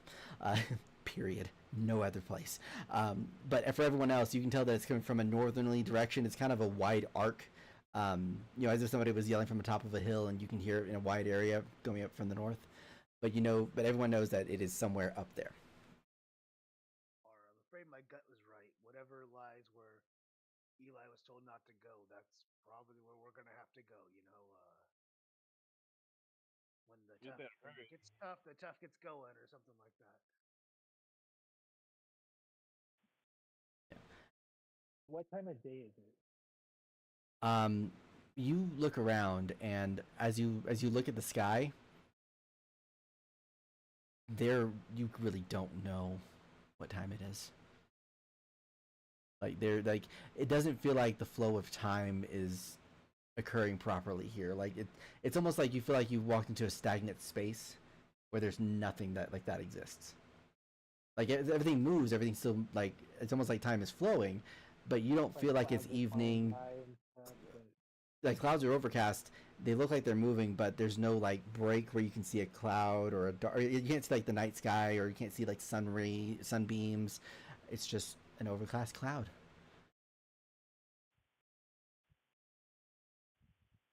Yeah, I think we should move sooner rather than later. Place is kind of giving me the heebie-jeebies. We got to figure out what's got us stuck in a loop. Well, Well, we heard that scream. We better hurry up in that direction just in case that time isn't sleeping. Pardon me. Mhm. Okay. Do you want to wait till he gets back and then we'll continue? Sure. And he's Okay. Oh, there we go. Perfect. I'm here. No worries. Air compressor just fell off. Yeah. And Davis, I did respond to your message. I apologize. My Discord was not up where I could see your question. So. You're good. Okay, I'm gonna do that now. I just didn't want you to be like, hey, what the fuck? Yeah. No. Aside from that 3 damage that you had from earlier is the only thing that occurred since you're. I'll add that then. Yeah. Okay. Cool. So yeah. So you guys are gonna start heading northward or anything like that? Yeah. Okay. Yes, I believe so. So. I think whatever the answer we're looking for lies north, unfortunately. Yeah. And as you guys are heading north, you see Rosalia comes up to the corner and is looking. It's like, are y'all finally leaving? We'll be Yes. back. Finally. I'm gonna show them around the rest of town, over by the fields and things like that. Don't worry about us. We'll be back shortly. Well, you know not to go past that fence gate. Nobody goes past that fence gate. What happens if I we do go know. past the fence gate, Lena? My mama and my wife tell me what to do. She looks like she's about to say something. You see that same fog moment occur, and she's like, "Y'all better not pass that fence at the north area again. Don't do it. Don't try it. What happens if you do All right, pass the fence everyone. gate? You're gonna keep doing this, aren't you?" No, I just wanted to see if it happened one more time. Alright. I'm not gonna keep pushing it. Yeah. So you do that, and she's about to say something. You see the fog kind of off of her eyes for a moment, and she's like, "Better not pass that gate on the fence again. Don't do it. Don't do it. Then Too many people go missing. Don't do it. Rosalina, what do you like to do for fun? Not be here." Oh, you're a peach. Okay. For the record, she was written this way on purpose. Okay, this is not me being a jerk. This is intentional writing. I am a nice person, I swear. This particular rose just has a lot of thorns. I obviously Yeah. ignore the warnings and just start to go whatever way she told us not to go through the Yep. Yeah, I'm gonna go north, and I hope I go missing, and I hope I go missing because of you. She looks at you. She's like, "You would be the first person who left." And then, Wait, we could fucking We'll be the leave? last. real quick, Davis and whoever was listening to that conversation, I want you guys to make an insight check as you guys are heading away. I'll incite the shit out of that. I thought I was fucking stuck here. You told me I get vacation days? I wouldn't have said that if I didn't know she wasn't gonna forget it like right away, like the last thing I said. Damn it. All right. So, okay. So only Gunther, Davis, and Eli were listening in. I assume. So I assume, Cuddy, you just are going straight. Like you're not even listening anymore. I was. Oh, I thought walking I was. in my- I thought I was in the conversation. Okay. Yeah. I mean, if you were, cause like I said, it was kind of like one of those as you're heading out. There, she's making a comment. There we go. Okay. So Gunther and Eli do not catch this. Davis and Cuddy, you catch something that she says under her breath that startles you. She makes the comment, "I wouldn't be heartbroken if I forgot about you too." She says that under her breath as she starts to walk away. Damn, Rosie, cut me deep. Yeah, I'll leave about right there. Strange, but a deep one, isn't she?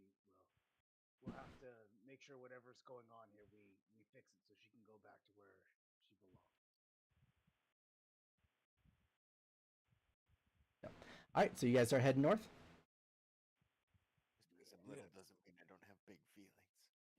All right, so I'm gonna copy all of you guys real quick because I gotta move myself. Oh, okay.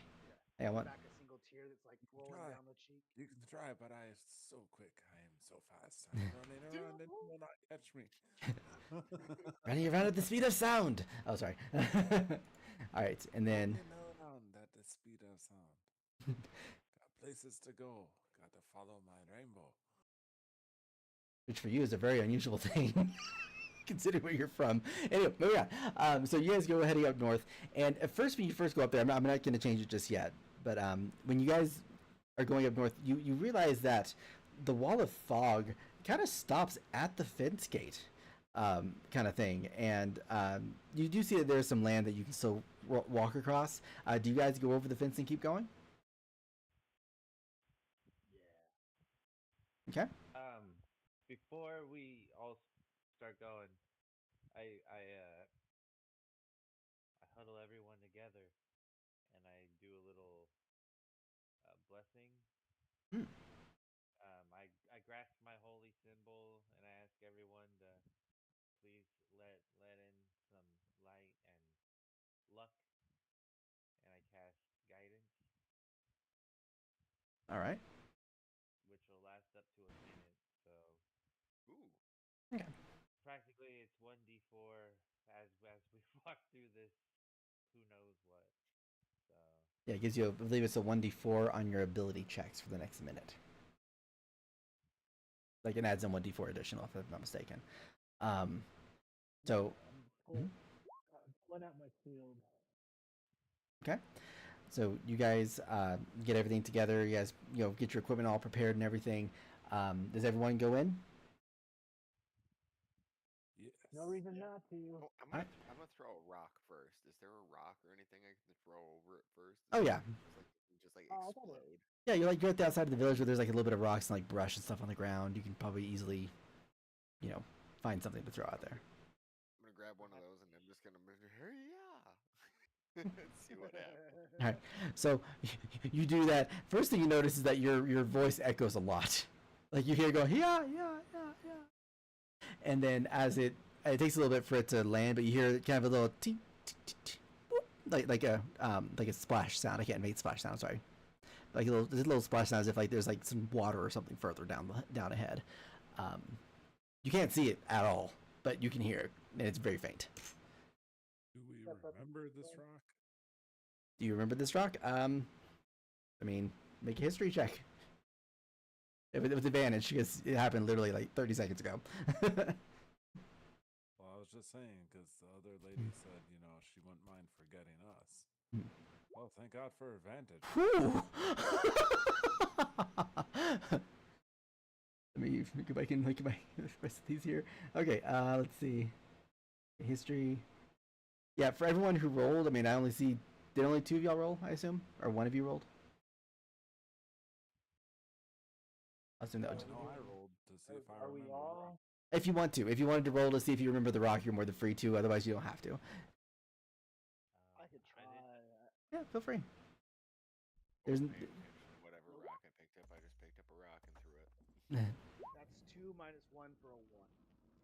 So, Eli, you remember the rock because you watched it happen. Everyone else was like kind of getting their gear as Davis threw the rock. So no one else remembers that he threw a rock. But you did hear the tick tick tick tick tick sound of it hitting the water and further in the distance. I wanna That walk process up full of and shit. I'm standing right next to Davis. I'm gonna go, here, let me try, and I pull out a sling.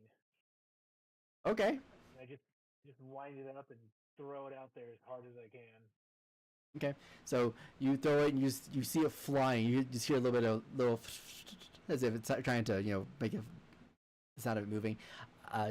You never hear it land. Oh, Like that's that. disconcerting. Yeah, it was water going where it runs out. Yeah. So,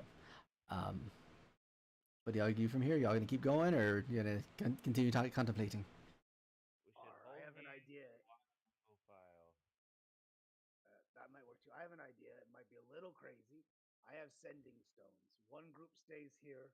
The other group goes forward. We communicate with the sending stones and see if you come back here, and then we can try to share the experience.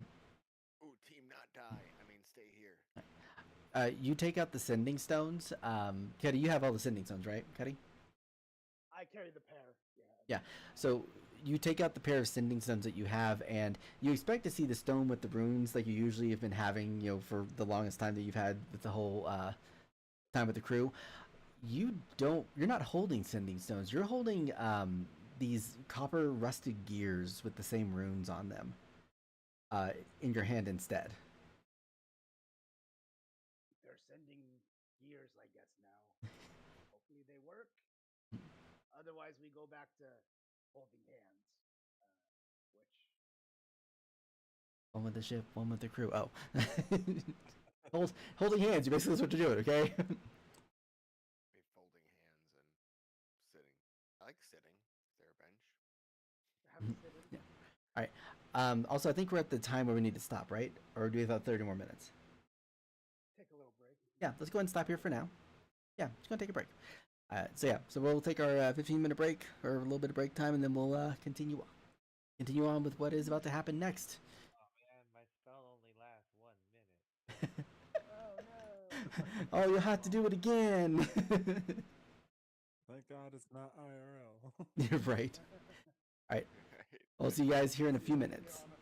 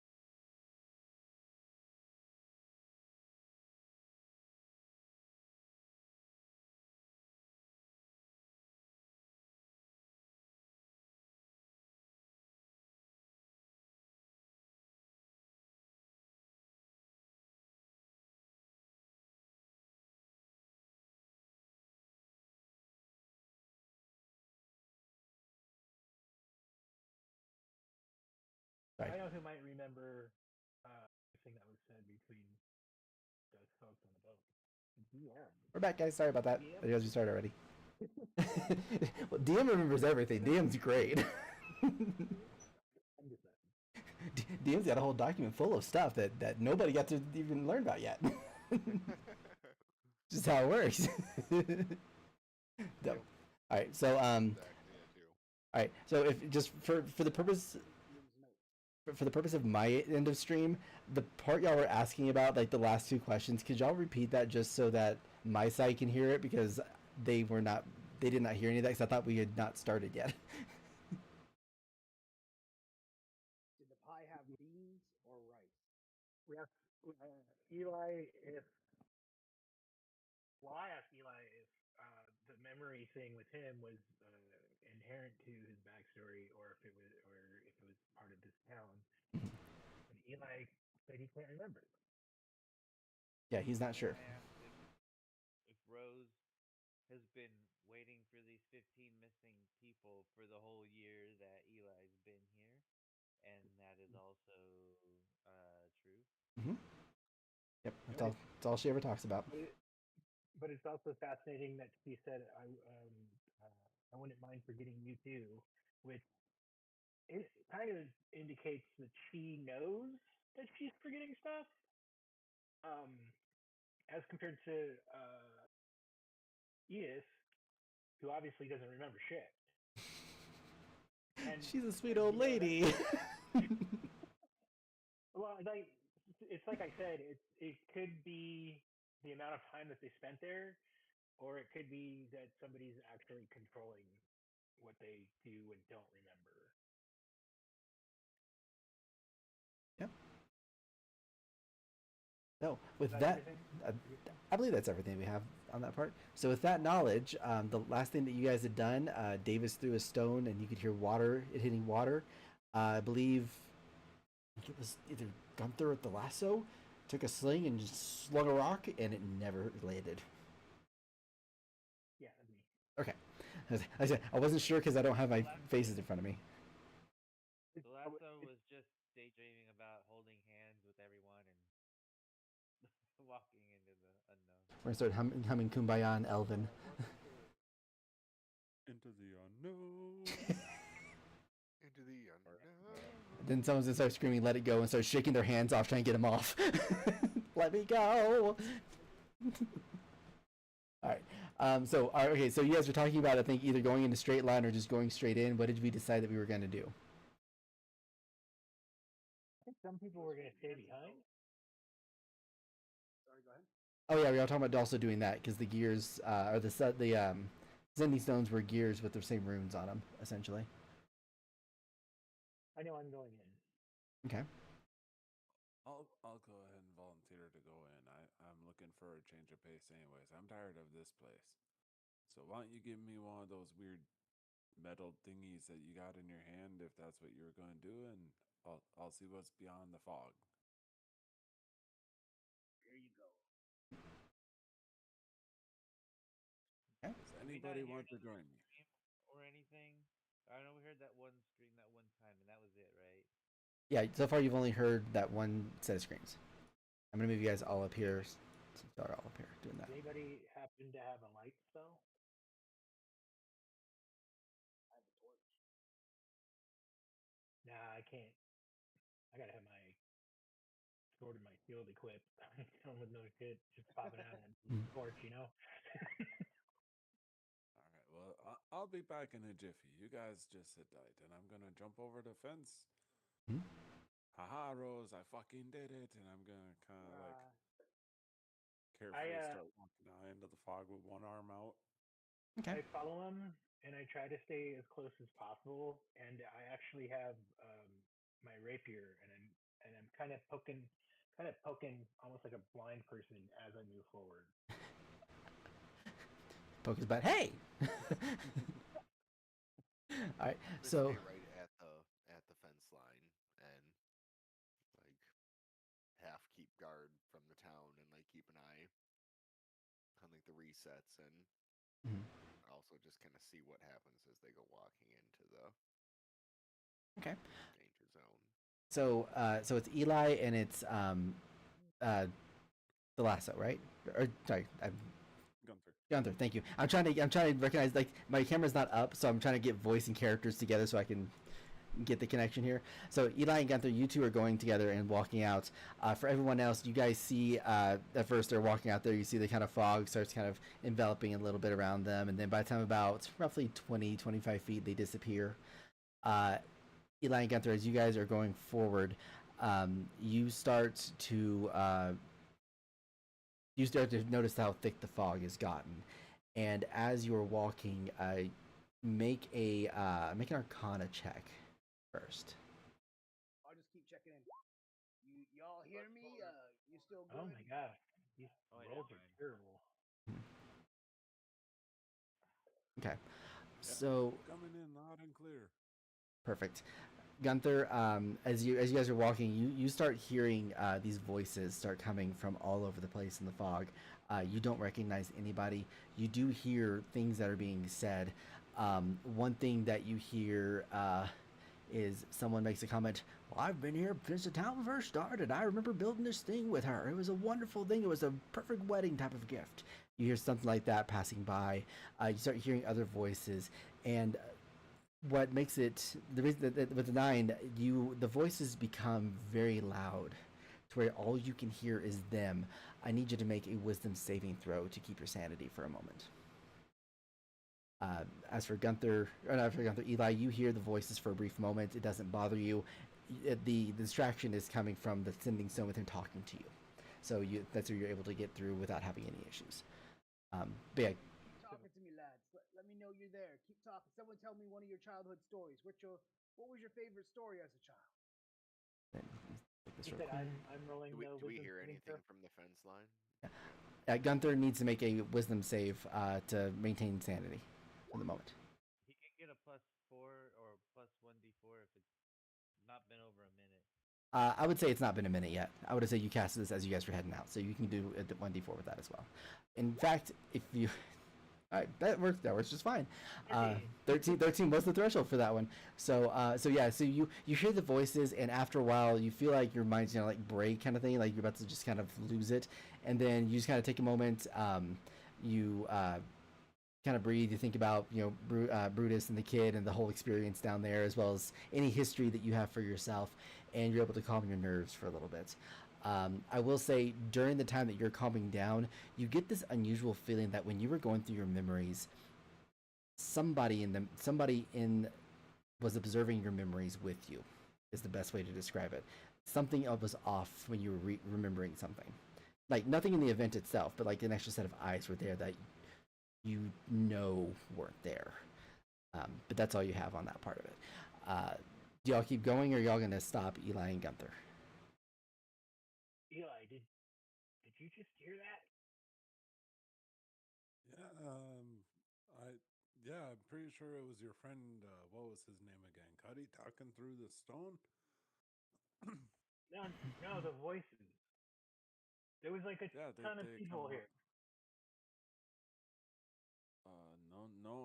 I don't know anything about that, my friend. It was just this one stone. That's the only thing I heard. I think you might be lucky in your madness, Eli. I mean, when you're stuck in one place for long enough, you're bound to go a little crazy, right? God, I hope I'm not crazy. So, do you two keep going, or what do y'all do from here? Not found anything other than fog so far, yes?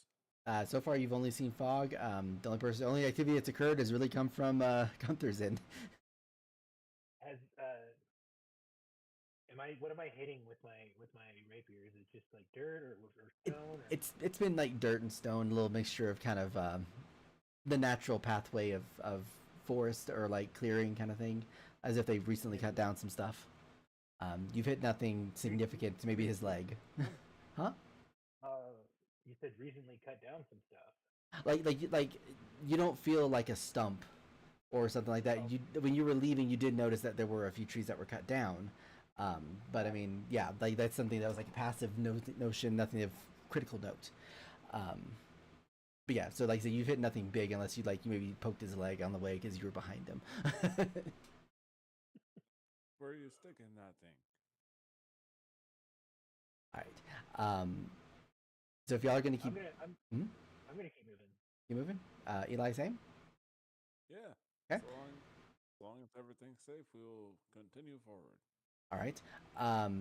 You two go ahead and make me another Arcana check for me.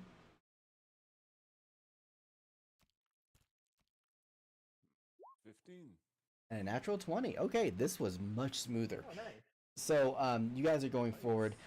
Gunther, you this time, you after what happened this last time, you know exactly what to listen for, and you hear the voices. You're just like, man, that memory on the ship was great. You just kind of like immediately stop the voices that are going in there. Eli, you hear the voices a little more pronounced. Nothing damaging, nothing crazy, but the voices that he heard earlier, you're getting hints of it that you're hearing now. But aside from that, nothing has happened. Aside from unless Cuddy is sending something on the stone on his end. Yeah, I'll just keep saying, tell me about your childhood story, something you liked. Keep talking to me, guys. What are you doing? We are walking along.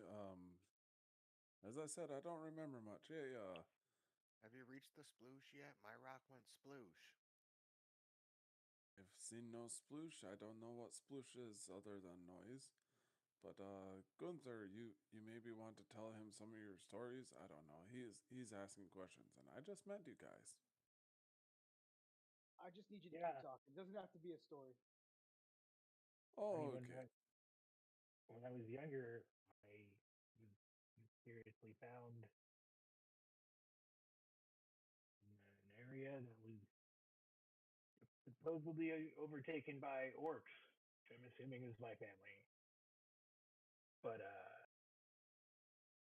I really was too young to really remember any of that stuff. Like that's what I was told by the caravan that found me. And they told a lot of stories, and that's why I know about this place. What was the name again? The name of the town? This place here? Yeah, Elysium Haven. Yeah. Elysium Haven. Okay. Okay. And Right. I like tell a story. I tell like a legitimate fairy tale about two travelers, one that ended up in the town and one that ended up leaving the town, and the one that stayed slowly went insane, and the one that left town disappeared and never came back. So you're telling. Go ahead. It's like a fairy tale that was told to me, yeah. And that's what I'm saying is like I've heard the name before, but it was in a children's story. Yeah, can I just say as we're like leaned up at the gate, like how do we even help this the good elf question mark? I air quote. I can see that Like this guy. if the town keeps resetting and it ends at a sploosh, allegedly, like We find the edge, what are we and even supposed to do here? Like we have to find the edge and see what's inside. So, if I may ask, I'm going to DM has to ask this question specifically for Gunther, who is sharing information. Were you sharing any stories of your own during that, or was it just the fairy tale that you shared?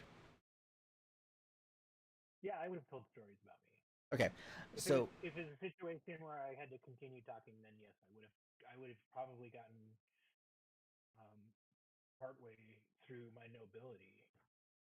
okay, so you share your story, and as you're sharing it, you get that same weird feeling of like somebody else is watching your memory that you're recalling, and as this happens, you guys all hear this high pitched scream once again. This time, since you guys are on the north side, especially Gunther and Eli, it is massively loud. It is like ear splitting, like oh god, horribly loud. I need everybody to make a wisdom saving throw. Eli and Gunther specifically, you have to do it at a disadvantage. I got told not to ask questions before, and here it comes again. I asked a question. This was a wisdom? save. Wisdom save. It's a straight roll for everyone, but Eli and Gunther because, I mean, unless you have an advantage kind of thing, then let that go into effect. Okay, so all right, so the lasso and gun. Plus 1d4. Oh yeah, you can. I'll let you add your D4 for the guidance in the situation. I'll let y'all have that one. But that'll be the last thing for the minute, just so you're aware. I Okay, don't so- use it, even if I don't need it. Yeah.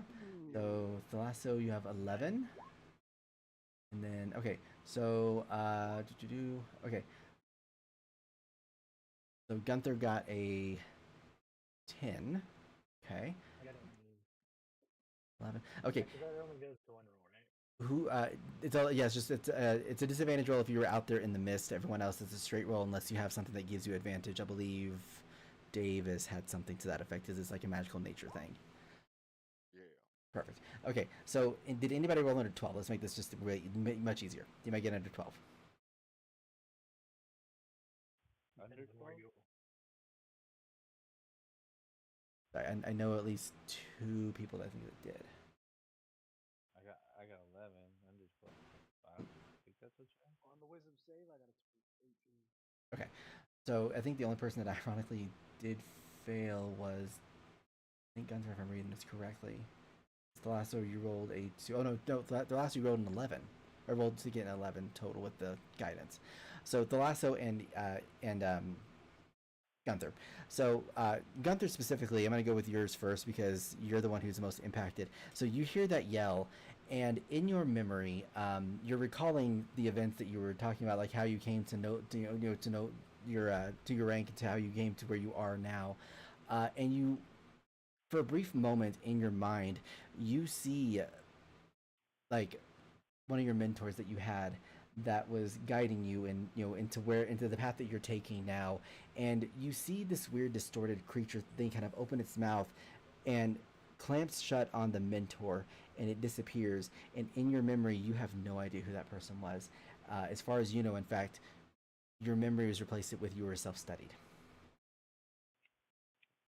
As for the lasso in your situation here, he's talking about the memory of different things like that, and for you, I would like to believe that you probably recalled some of your own history when he was discussing his past, and some of the students that you studied with during your time that you were being raised, in the pathway that you were taking. Also, you see some weird figure do the same thing. It takes like two of the students that you were with, that you were being raised with or raised under. They disappear from your memory, and you recall yourself being the only person studying under this mentor. It replaces your memory with that for the moment. Everyone else, you just see a brief moment of flicker of like something changed and nothing occurs. Go ahead. That's wild. I was the only student in the Sons of the Mother, plural. I don't know anymore. Yeah, the blacksmith that I knew that I was talking to the other blacksmith about, that guy's gone. Yep. Can I roll a history check to see if I recognize what happened through any of the stories that I was told or any of the schooling that I had? You can try to make a history check. Yes, feel free.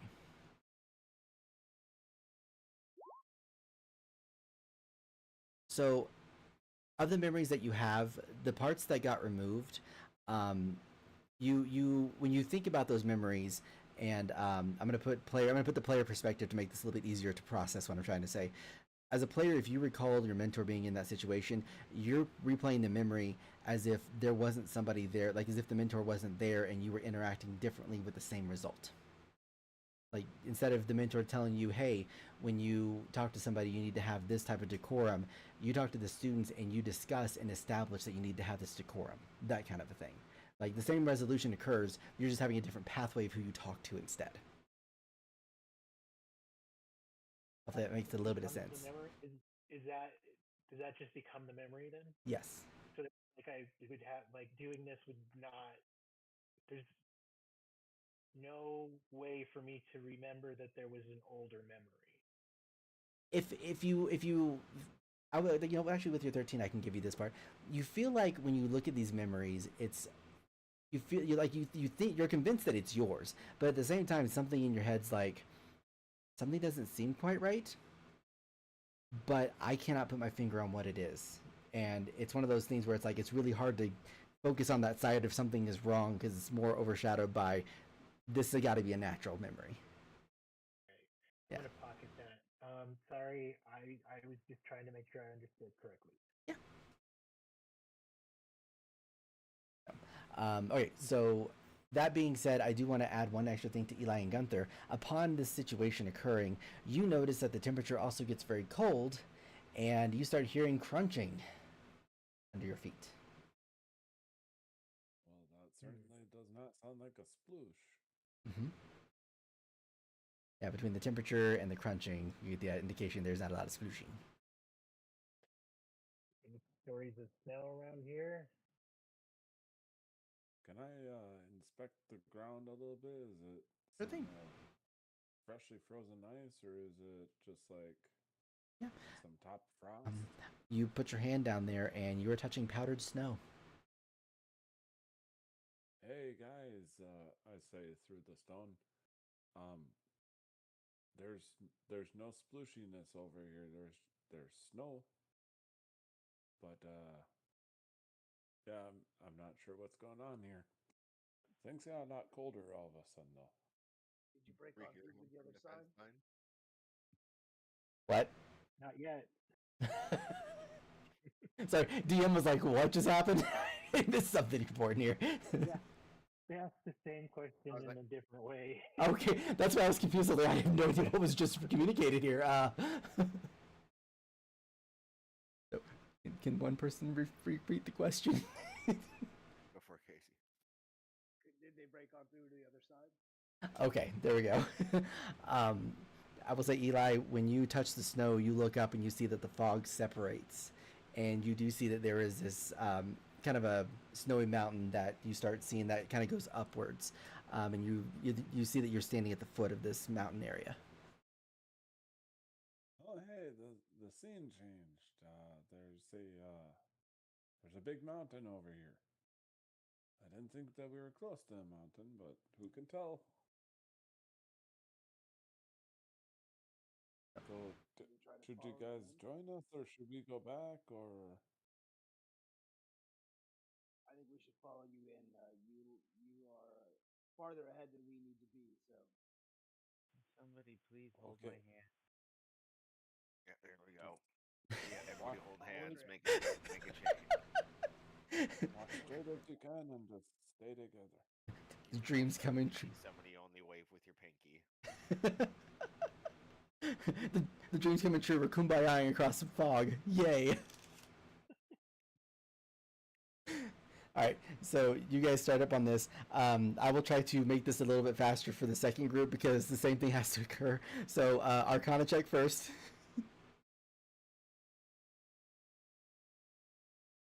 from everybody. From everyone who's going in now. So Eli and Gunther do not have to do anything else for right now. But we're holding hands. We're invincible. Power of friendship. Okay, Sora. Let's see. All right, No, that's the true. it's true. True. The true. All right, so you guys go through, and similar to the first time, you guys hear the subtle sounds of voices. You can't really make out any distinctions or anything like that. Nothing really affects any of you three. So first one goes very well. I need a second one now, please. Same thing, Arcana. Yep, same thing, Arcana again. We're tempting fate with my -1. Yeah, I realized that this is like the worst possible place for you, unfortunately, Cuddy. It wasn't geared towards that, I swear. I'm gonna use my inspiration to reroll. Go for it. If I do better. Oh yeah, sorry for everyone else. Y'all got an inspiration at the beginning of this. I did not communicate that. I'm so sorry. So everyone gets an inspiration at the beginning. I am so sorry. Yeah, I think I should probably use that too. Oh, there we go. Nice. Hey. Okay. I'll Much take more Goodner. my I- 11. I so I think everyone. Oh, wrong one. I was like, why are you so sad over your natural 20? What just happened? All right. I meant to hit the duck. So if I'm reading this correctly, I think. Hang on, let me go back to the page just to make sure I didn't miss a roll. I have to look at 2 different pages when I do these rolls. Okay, I believe if I read that correctly, I think the only person who passed was Davis. Yeah, the only person who passed was Davis. So in the second time, you guys hear the voices that are a little bit more prominent. Davis, you've been very like since your whole Fey Fiend Undead detection. You've been noticing that things have been very off, so you've kind of been hyper aware mentally of what's been happening because whatever's happening has got to be on the inside. You know that much. So you're able to, like, you hear the voices, you're able to kind of mentally block it off and be like, nah, stop it. birds birds fuck the brain. For everyone else, as you guys are walking up here, you start hearing the voices that are getting really loud, and it's overpowering even hearing your own thoughts. And I would like, let's start with Thalasso. Please roll me a d4. All right. Okay. This is not a damage roll, rest assured. 1. All right, perfect. So you roll a 1, and you hear one of the set of voices that you hear that you can actually make out words and stuff is one of those like, "Dear, we left our son. We're supposed to bring him back over to the camp, but we've got to figure out how to even get over there to him." And you hear another voice that says, "He'll be fine. He's in a good place. I mean, you know, that blacksmith guy, he should be able to take care of him for a little bit until we get back. We aren't going to be much further away." So you hear that, and I need you to make a wisdom saving throw for me. While that's going on, if there's the last person who did I not get? Oh, that's everybody. Oh no, Cuddy. Roll me a d4. I shout out. I was like, "Your son's fine."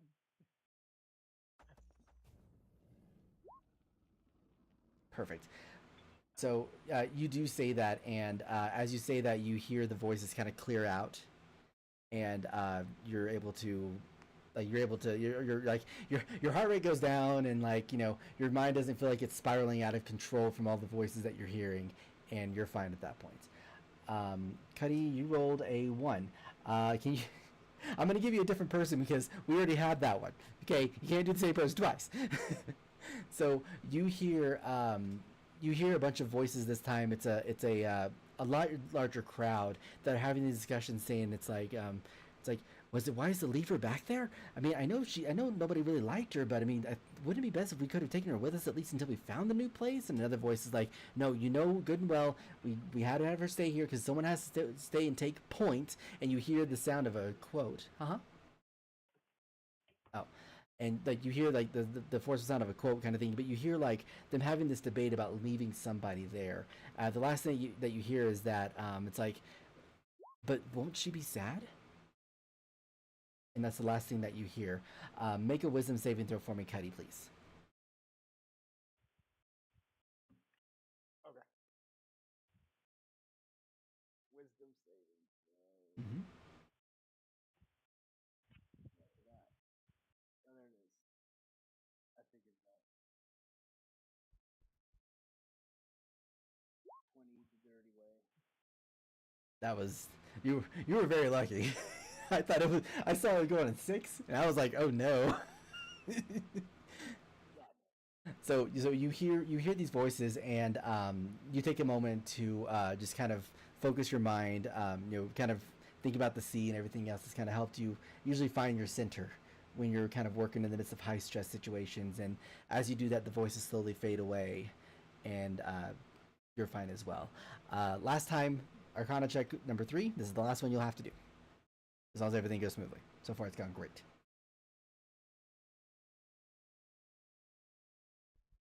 Big money, no wins. Big money, no wins. And oh, win. Okay. Got a 5. We have an 8. And then I guess I can roll for Davis. I don't know if he's still there or not. I think he said message. He said he's still here. Yep, I'm still here. Okay. Ooh, here we go, big money. Okay, so in this one, Davis is the only one who passed. So for this last one here, the voices are there once again, and this time it is just like it's like they're yelling now all at you in one direct, like in from every direction. It is extremely overwhelming. You're hearing so many different, like it's a cacophony of voices that are either like scared, hysterical, mad, angry, sad, a mixture of emotions, all negative emotions at this moment. The one thing that you hear that is under all of these is the laughter. Like you hear this underlining laughter of someone who is just like they're enjoying the insanity of it and they're kind of just feeding right into it. And you hear it's like, oh, it's gonna be great when you guys get over there. You're gonna have so much fun. When you do, be sure and jump in front of one of those necks for me. You're gonna really love what happens to you next. And I need the two who failed to make me wisdom saving throws for me, please. Is this voice the same voice from the ship? You would recognize this as one of the voices from the ship. It's the one specifically that was around Alluvia. Troublemaker. 22 and I see the lasso. Okay. Okay, you're good. I just want to make sure I didn't see it. I wasn't sure if you rolled it. I just didn't see it, so I was checking my two sites.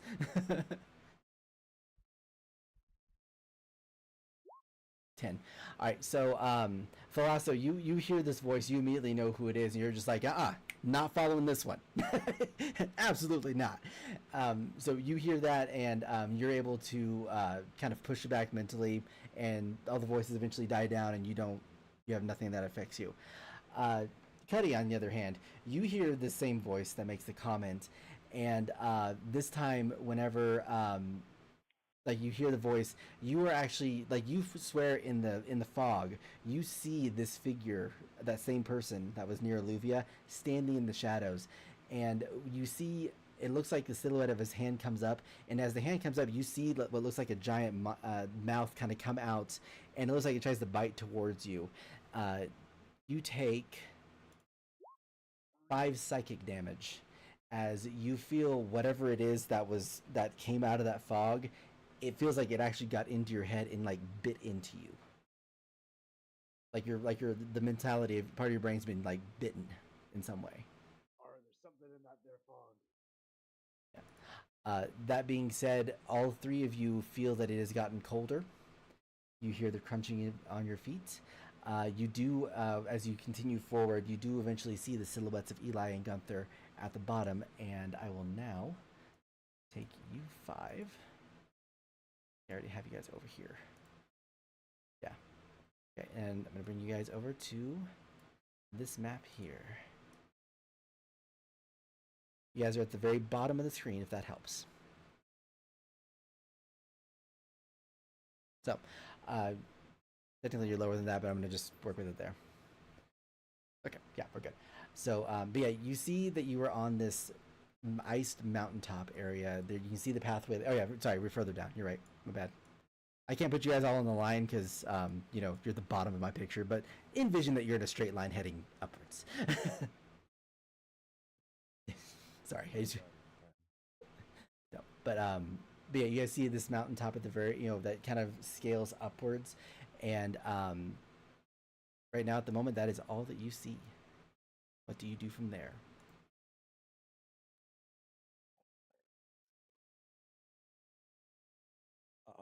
Can I take a look around at the surroundings for a perception? Yeah, go ahead and make a perception check. I'll just say onwards and upwards, and I'll start kind of trudging ahead. Okay. Right. Yeah, it's only 11. Okay. How many people have taken damage? I've taken like 2 damage, so I'm totally fine. How deep is the snow? The snow is no more than ankle high, and it's very soft. Like it's not like iced or anything like that. Like it's not considered rough terrain. Okay. Yeah, you're able to get through it easily. But the 11 perception check, you look around and it's a relatively calm, icy, snowy area. you know, Eli, for all the warnings that you have, you're just like, you ever thought the place is so dangerous? It doesn't seem so bad. It's snow on a mountain. What's wrong with this picture? You know, kind of thing. And but yeah, you don't see anything. You do think that you can hear something a little bit further up, you know, kind of in this direction up here. But at the moment, you can't really see anything as you were a little bit too low. And for anybody who sees these numbers that are up here on the down on the right side, these numbers that you see on these sides here, that is elevation from the bottom of that cliff to the top. So it's 20 feet up and 10 feet up. It's a drop or an incline, however, whichever way you go about it. Okay. And everything else is like 5 feet. So there you go. But yeah, so that is what you have so far. So what are we doing, gentlemen? I'm following along with the buff Santa looking guy over here. Yep, I'm gonna hike. Or upward and onward to the top. When we come around this corner, I would like to make a perception check. Okay. Everybody wants to make perception checks as we are approaching that area. We'll say we get to where Cuddy's at. All right, 19. All right. Anybody else rolling, or is it just going to be Gunther? I mean, I'll make another check. Feel free. Yeah, I'm on too. I'm keeping my eyes peeled. Okay. All right. 11, 10, 19, and 12. And, ooh, nice. 24. So you guys all, if y'all want to move up to where Eli and Cuddy are at, that's about where you guys are at now. As you guys are getting up here, you do notice that, you know, the snow is a little bit thicker. It's probably covering part of your shin. It's not like I said, it's not rough terrain. It's like a soft powdered snow. It's easy to walk through. But as you're up here, you do hear the sound of voices coming from the, like, up here in this area. It's a lot more pronounced.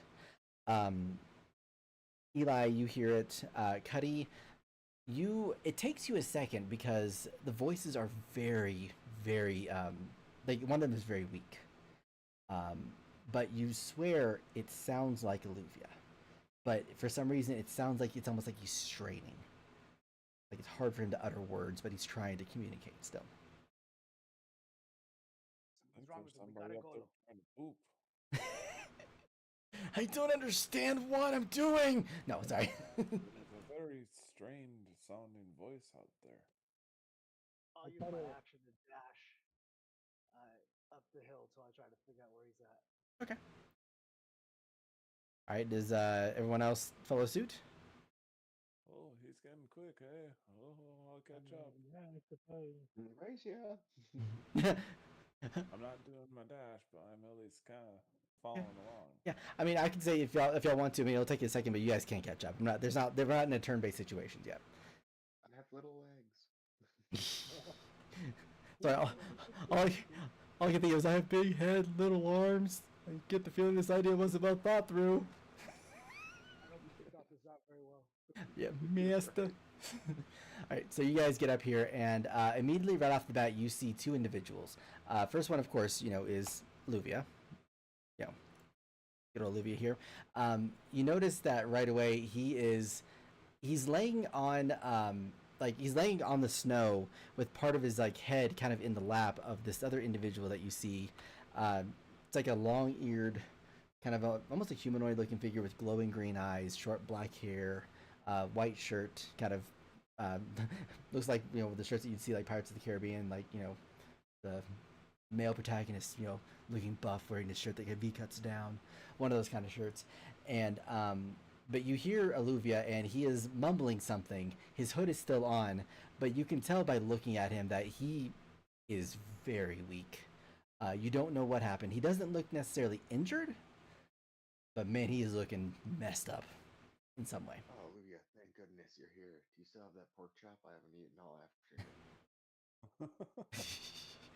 afternoon. Eli, as for Eli and Thalasso, when you guys go up here, I want you guys to, you guys look at him, and at first you don't recognize who he is.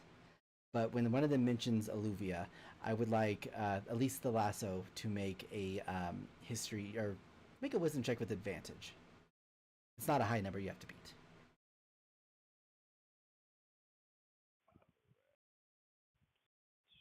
know names. I barely know these guys' names. I will say, Eli, if you want to, if you're paying attention to him, you can make a history or wisdom. Yeah, make a wisdom save at advantage as well, because something about him seems familiar to you, kind of thing. Alright. Wisdom save at advantage. Perfect. All That's right. a dirty 20. So both of you guys are looking at Alluvia and Thalasso. You think real hard, and you can remember the times on the ship where you see him, and you notice that for a split second on your eyes, you see the fog kind of cover your eyes up for a second, and it kind of pops out of your eyes and then disappears. You get the indication that this is probably what everyone else was seeing when you talked to them about memory, about stuff that's recalling something that they were trying to figure out. Eli, same thing for you. You see him, and you recall this same guy walking with Alluvia, and once again the fog comes off of your eyes, kind of floats and just disappears. You get the feeling that that memory that was lost, you now have it back of him of seeing Alluvia and this guy. You don't know who this guy is though. I can tell you that much for sure. You just remember the memory of those two walking together. Perfect. I want to use my channel divinity to cast Embassy of Peace on myself. It gives me a +5 to charisma persuasion rolls. And Perfect. then I want to be like, Alluvia lad, come over here. Get away from that guy. And I'm just trying to convince him as much as possible to just kind of hopefully. Okay. You are more than. Go ahead and roll a persuasion check for me. This is +6 altogether. Perfect. So that is 24. 24. So you say that, and you see him. At first, you see him kind of like his hands kind of jerk as if he's trying to move, and you see him tilt his head, and you're able to actually, from your angle where you're standing, you're able to actually see inside his cloak at his eyes, and you look at his eyes, and there are no pupil. It's fog. It is a very thick, like what you were walking through to get here, thick layer of fog in his eyes. And he looks at you, and he just kind of looks confused. And the guy who he's resting his head on, you see him kind of take his hand and gently kind of moves his head back up to where he's facing upright, and kind of looks up at you. He's like, unfortunately, he's a bit predisposed. He's having a bit of an issue with the head today. I'm trying to give him some rest. That's why he's laying here. Do y'all need some help with something? I don't say it out loud, but I think to myself, he's definitely not himself. Yeah, I need you to test out this frying pan for me. And Davis is gonna go running at him. And he's gonna swing his cast iron pan at him because he's very much under the impression that he's endangering Alluvia. Okay, go ahead and make an attack roll.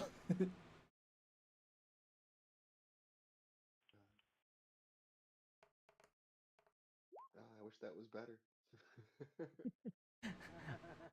So you make that hit, and you think like you're swinging at it, and you're for sure that you know you're gonna hit him, and right before it would make contact with him, it stops, and you feel it hit something.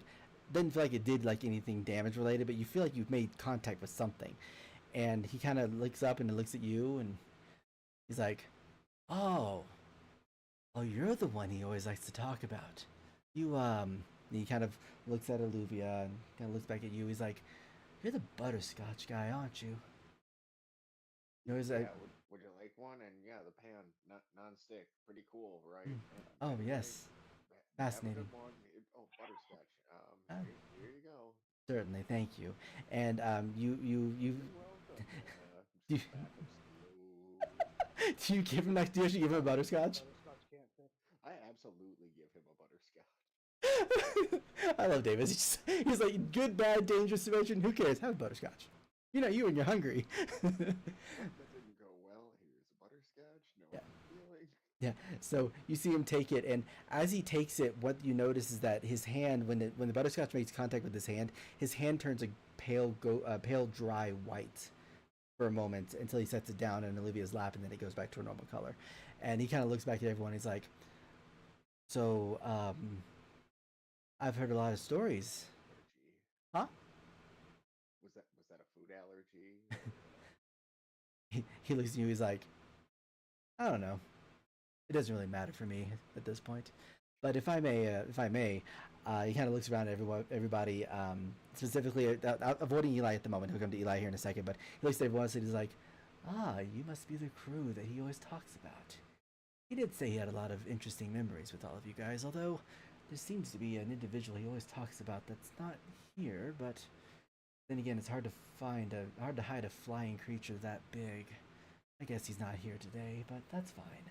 And then he looks over at Eli and he's like, well, you don't look like you're part of this group. He didn't talk about anybody that looks like you. You're not with them, are you? No, I'm from the town. I think I'm from the town. I don't know. I've been at the town for like a year, and these guys look kind of interesting, like new people in town. I think I saw you guys pass through, but I forgot about it for a while. You say that, and you see his eyes kind of flicker, like kind of like get big for a moment. He's like, "Oh, oh, you definitely are not from around here, because nobody else sees me in this town except for new people or people who don't belong." Fascinating. And you see him kind of he rotates his body to where like he's facing you guys. Olivia's head still on his legs, and he's like, "If you would like, I am more than willing to listen to some of your stories that you have. I do enjoy hearing about experiences that come from other people.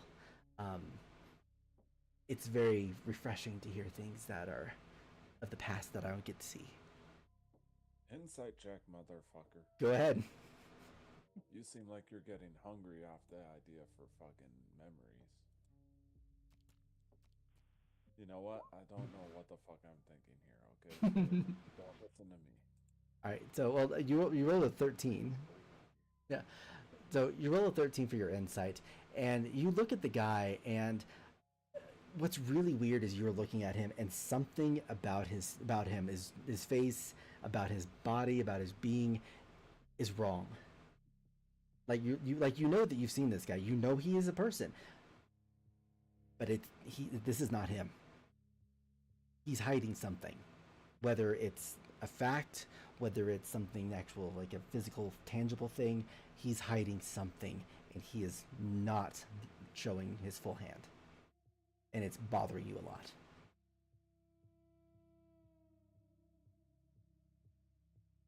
No, but he. Guys, I wouldn't trust him.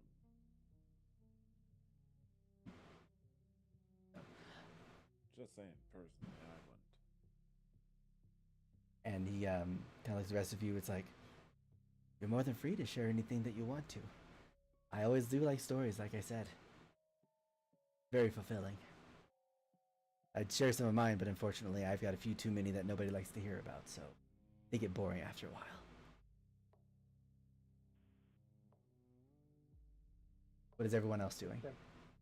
I step forward and hold out my hand and I say, "Hi, I'm Gunther. How can I help you?" You see him look at you, and he puts his hand towards you, and immediately in your mind flickers on. You see random images in your head that pop in.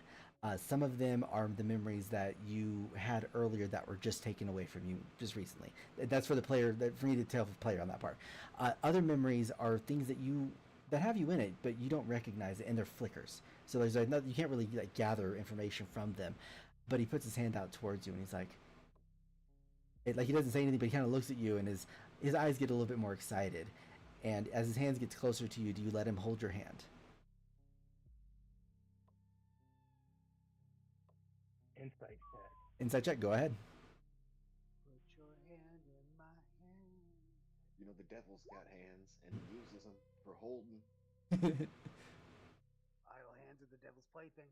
So Gunther, you see these images, and you see his you see his face, and as you see his face, you kind of look a little bit closer at his face, and you notice for a split second that his eyes aren't green. In fact, they're hollowed out and they're cracking. You see that in his eyes for a brief moment as his hand gets closer to you. He hasn't made contact yet, but he's getting it like he's at the point where it's getting closer. His mouth his smile looks like it's genuine, but you get a very underlying sense of this like ravishing hunger and excitement as he's getting his hand closer to yours. And I just go, hey guys, get ready to hit something. And I slap my hand into his. You slap your hand into his? Yeah. You do that, and you do that, and he grips your hand. And as he does this, his hand starts to turn that pale white I talked to you about earlier, and it starts to spread up his arm. You're not affected by anything. You just see this occurring. And as you do that, everyone now notices the hollowed out eyes and the big wide grin. And he looks and he's like, I've been starving for someone for so long. And as he does this, you see that he arches his back. And you see his back starts to form, like you see these lumps start kind of forming on his back as if something's trying to push out at the moment. And what do you do as you see him doing this? I'm gonna try the frying pan again since he's distracted. But he's gripping your hand tightly, by the way. Sorry, go ahead. I'm gonna command him to drop his hand and let go. Okay. What is the save for that? A wisdom save. What about my lightning spear? Give me a moment. Let me find his. Okay, let me roll this. 20. Oh wow, that surprises me. So you tell him to get off, and it takes him a second because you see him trying to hold on to it, but eventually he lets go of your hand. But as he does that, you see him kind of put his hand towards his like his stomach, as if like he's going into the fetal position kind of thing. Like he's staying upright, but he's holding his hands and bending down like that. You say your weapons and everything ready? Thalasso, what are you doing? I basically say, Gunther, your hands are for killing, not shaking. All right. Yeah. Eli, what are you doing?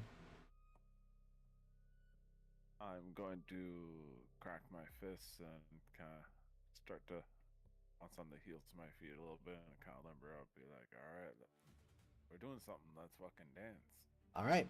So you do that, and you watch as his body, like the lumps on his back get bigger, and eventually you see something pop out of his back, and you look and you see there's a head, like a head with the hollowed out eyes and a big mouth that kind of pops out of that one. You see another explosion off of his back, and you eventually see 6 heads kind of popping out of his back and just making these long necks that are above his head. And you see that his body turns ghostly white and just starts to expand. And like the clothing on it just rips off and everything else. And you see this white, disgusting body. Give me a second to bring this out. I'm going to move also Alluvia, because Alluvia is going to be in the way for the moment. I'll put him in here in a moment. And you see this lovely creature. Give me a second. Appears. And you see the heads that are looking, and they're like, some of them are salivating, the tongues are sticking out, they're kind of like moving all over the place. And you hear it talk.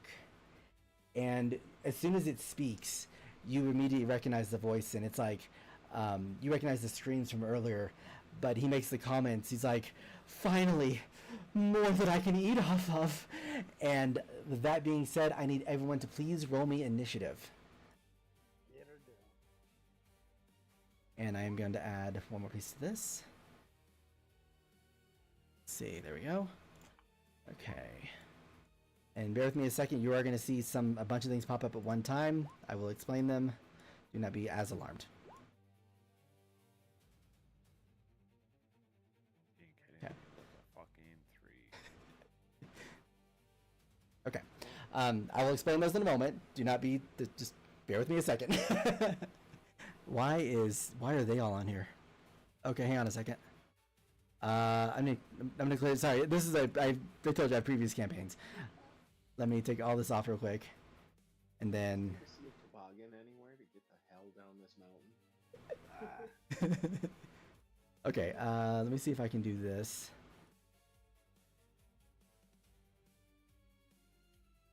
It's not gonna let me do it this way, is it? Okay. Sorry, I didn't know I was gonna do this. If I know I was gonna do this, I would not have done that. Okay. Why is it not letting me add turns to this like it usually does? There it is. Are you using these colored guys to represent the different heads? Yes, I am. That's what those are. All right, I'm gonna That's an take. awesome setting. I'm moving you guys down for a second so I can add you guys. Put you guys back over. There we go. And then Cuddy. I'll put you down here as well because it won't let me add it. There we go. Okay. Let's see. And then Lasso, you were 12. Gunther, you were 16. Davis, you were 17. And Cuddy, you were 22. And then I need to add him. And I need to roll his initiative. What is his initiative? You think I would have rolled this earlier? I didn't. Let's see. It's Dex. Okay. 14 for him. Okay. Don't worry, me and Casey and Steve, we could all tell you a thing or two about pre-rolling. Yeah, I should have done it because this. When I first did this one, I did 6 individual turns for each head, and I was like, no, we're not doing that. We're so far past that. To start the turn before Cuddy, before you do anything else, do what? Mint joints. Oh, yeah, but yeah. Before, as he kind of forms this part, you do see that Alluvia was picked up by one of the mouths, and as this turn is starting, you do see that he is dropped into one of the other mouths of the heads that are in here. So for all intents and purposes, the red icon has Alluvia in its mouth, and it's going to work on swallowing.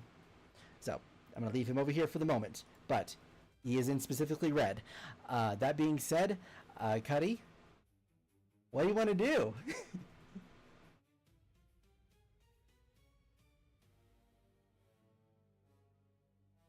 I am going to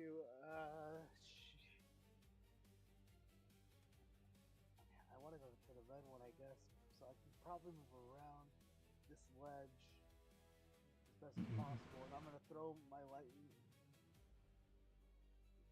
I would say you're still on the edge, so you're fine. You can still stay on that one. I'm gonna try to throw my lightning javelin so I get the big guy and at least the big guy and the red guy. Okay. It is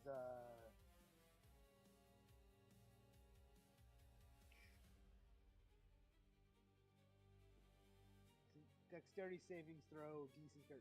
DC 13 dex, okay. Let's see. You rolled a natural 15. Let me find my stats so I can. This is where I'm going to be struggling. I have to jump between windows. He is a dirty 20. Wait, are you throwing it at the head, or are you throwing it at the main one? I'm trying to get the body and the head in one. The javelin goes through in a straight line, so it hits anything that's in the straight line. So everyone in that straight line has to make a throw. Okay. I'm going to give you the main body because the main body can't move right now. Because it is if you notice, it is a gargantuan, massive creature. That's very fat. You're right in front of him too, so it's really hard to miss that. So I'm going to give you the hit for the main body. The dex save of 15 was for the head. So that 15 for the damage. It's half the damage of 15 for anyone that failed, and for anyone that succeeds, it's 4. Perfect. Okay, that works. Thank you very much. Let's see. Okay. Cool. All right. Is there anything else for you? With my second attack, I'll use my fisherman's hook to just strike the body Okay. as best as possible.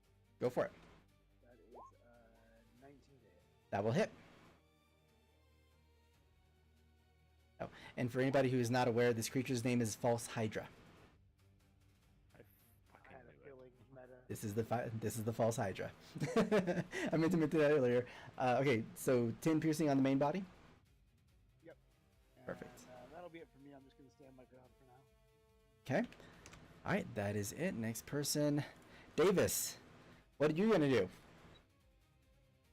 What I'm gonna see here.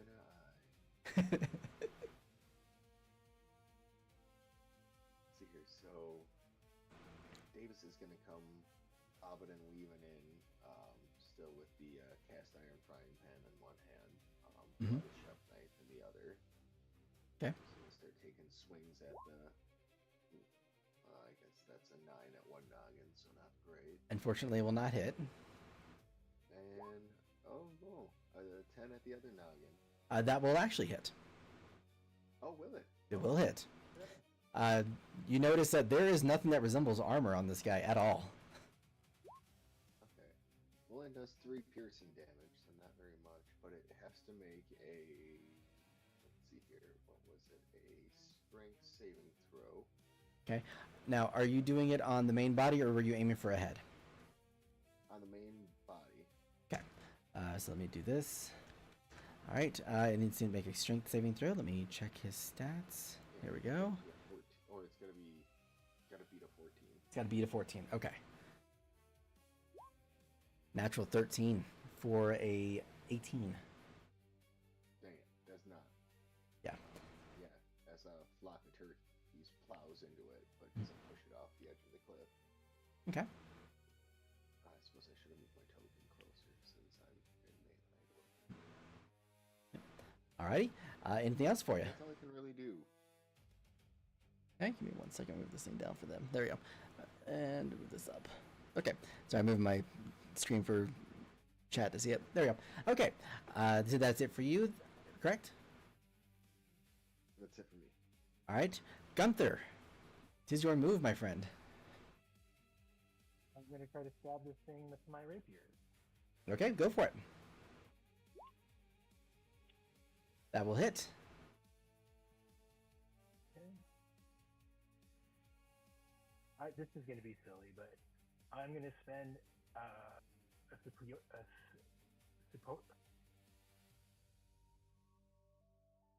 I'm gonna expend a superiority die. Okay. I was gonna ask if that's what it was, but I was gonna wait. But give a minute. You have to succeed on a 15 strength saving throw, or drop one object of my choice, which lands in its face. Okay. So let me do the strength saving throw. It's a natural 19. This guy's rolling crazy. Okay. Well, that'll beat it. But the damage. Okay. Oops. Okay, so what is the D8 for? I just put a superiority die. Oh, okay. Does that affect anything that I'm doing, or is that just for you? What's that? I said I was trying to figure out what the superior. My God, I can't even say either. The superiority die for 2. Does that affect anything that I need to do, or is that for yourself? That is added onto your damage. Oh, okay, cool. I'll take it. Okay, perfect. Alrighty, anything else for you? Yeah, I'm gonna do a second attack. Try to stab it again. Okay, that'll definitely hit.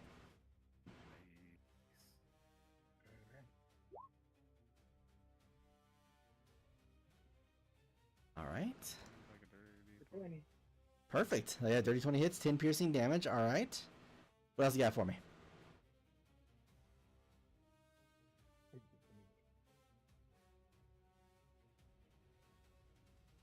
Say it one more time. I said that's pretty much it for me. You said roll the damage one more time? Oh no, I was saying like I didn't hear if you had anything else that you had for your turn. That's all. I had a hard time understanding. No, yeah, I'm sorry. No, you're fine. I'm gonna turn this down a little bit on my end here. Yeah, that's it for my turn. All right, perfect. All right, so it is the False Hydra's turn. So the False Hydra, I'm going to move my stats around because I do have to read something specific here. There we go. Okay. That's okay. So it is going to move its heads. One of them is going to go here. I'm going to move them all first, and then I'm going to move for the attacks next. This one's going to go here. This one is going to go right here. This one is going to go here. This one is going to go right here. And this one's going to remain as it is. Actually, it's going to move itself a little bit closer here. All right, so I'm going to do an attack going down the line. We'll start with Cuddy's orange. That's a natural 1. I need to roll a disaster die on my end. It does not hit anything. Anybody else? Okay. He tried to hit you. He almost hit himself. Managed to stick his head in the snow. Basically, is what occurred there. For Gunther, there's an 18 hit. Can't use an ostrich technique. Be careful.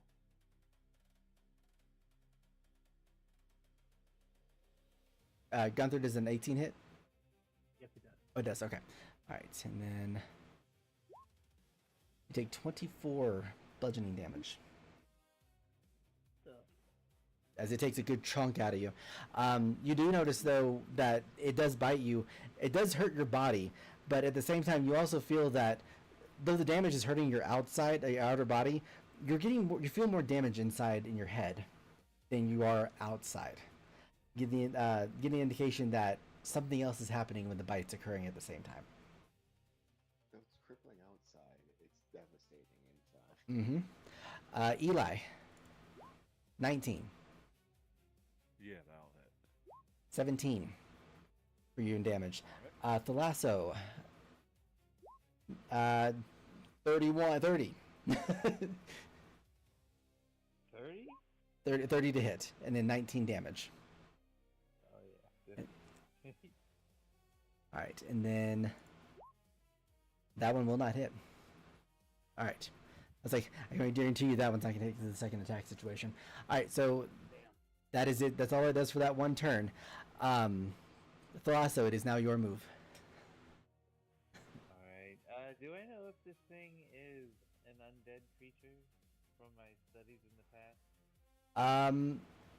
To be perfectly honest with you, I don't think you've ever even heard of this thing.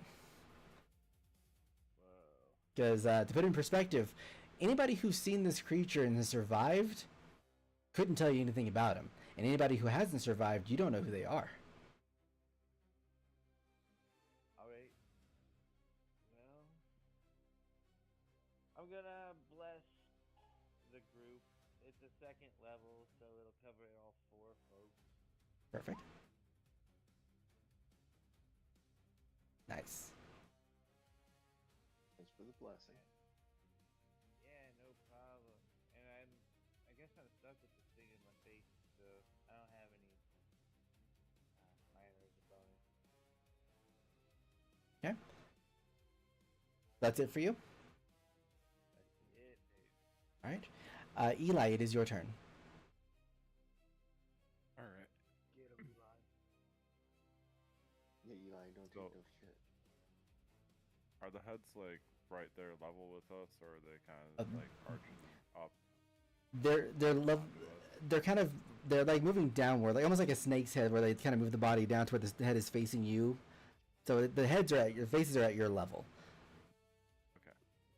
So I would feasibly be able to run up to the thing and even start climbing on top of it if I wanted to without leaving its melee range. You know, yeah, absolutely, you could. Is that what you wish to do? Climb that snake tree. I'm suddenly getting a feeling like maybe I shouldn't from the weird laughter there. Well, no, I have to give the look because the last time I used this, nobody did that, and I'm like, that is genius. How come I didn't think about that one either? Yes, I'm definitely doing that. Yeah. Don't mind the DM smiling. Yeah, don't, please. I'm enjoying this more than anything else. I promise. I swear I am enjoying the heck out of this. Okay. So, let's see.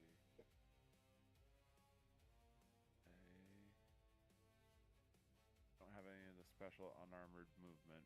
I do have an additional 15 feet of movement, so I do have 45 feet that I can.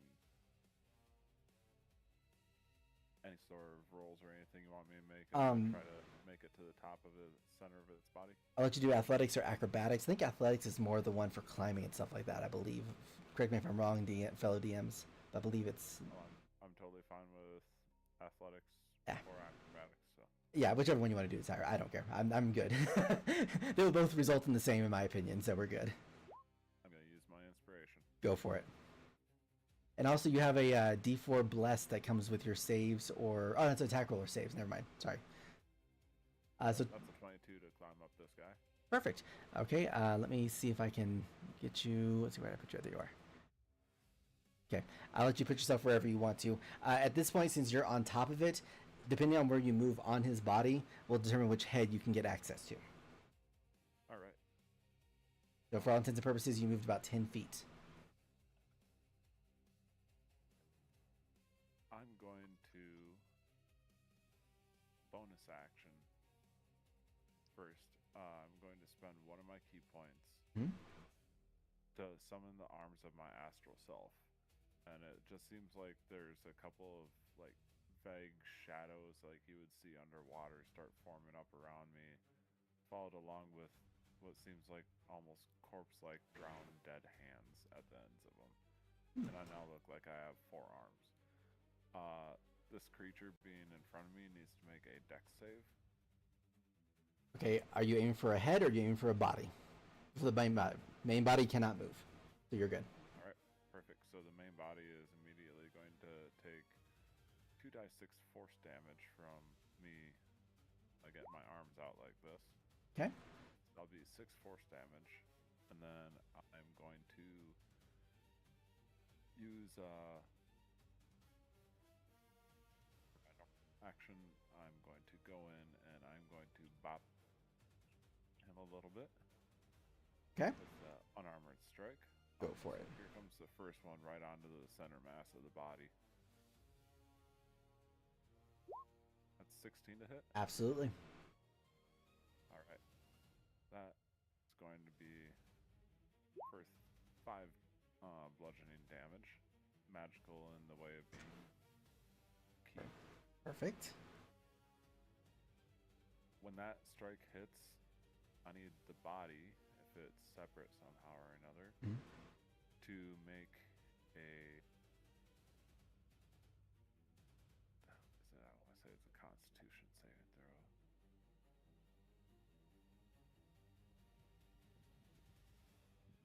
Where are you, Stunning Strike?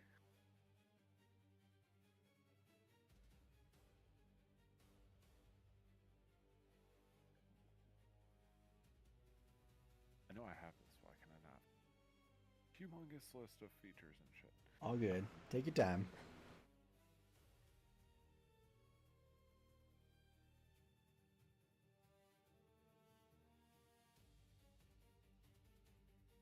Here we go, Stunning Strike. Yes, I need you to make a con saving throw for me. Constitution saving throw. All right. Give me just a second to read my stats. Got a whole entire page I have to go through here. Let's see. Con save. Okay. That is 24.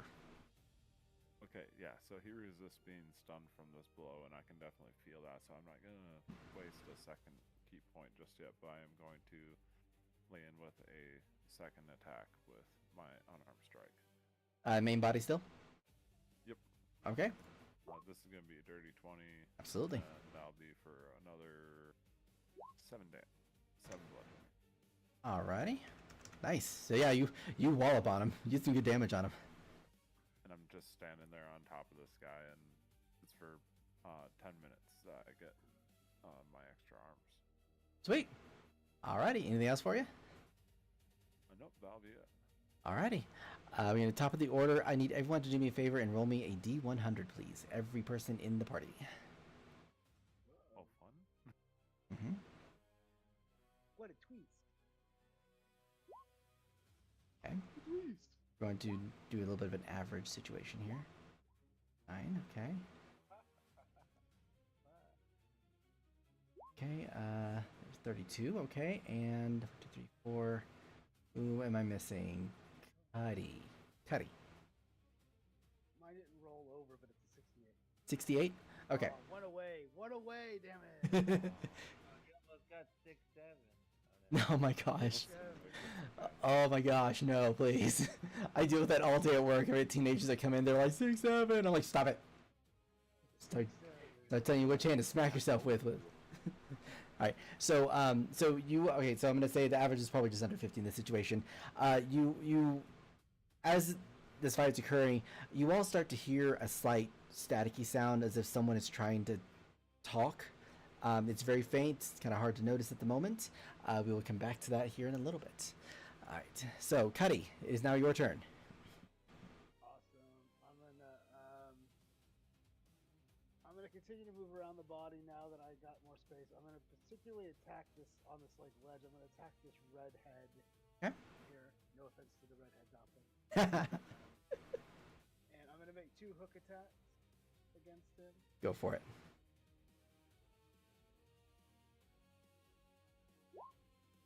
That is a 10 and a 22. Both of those will hit.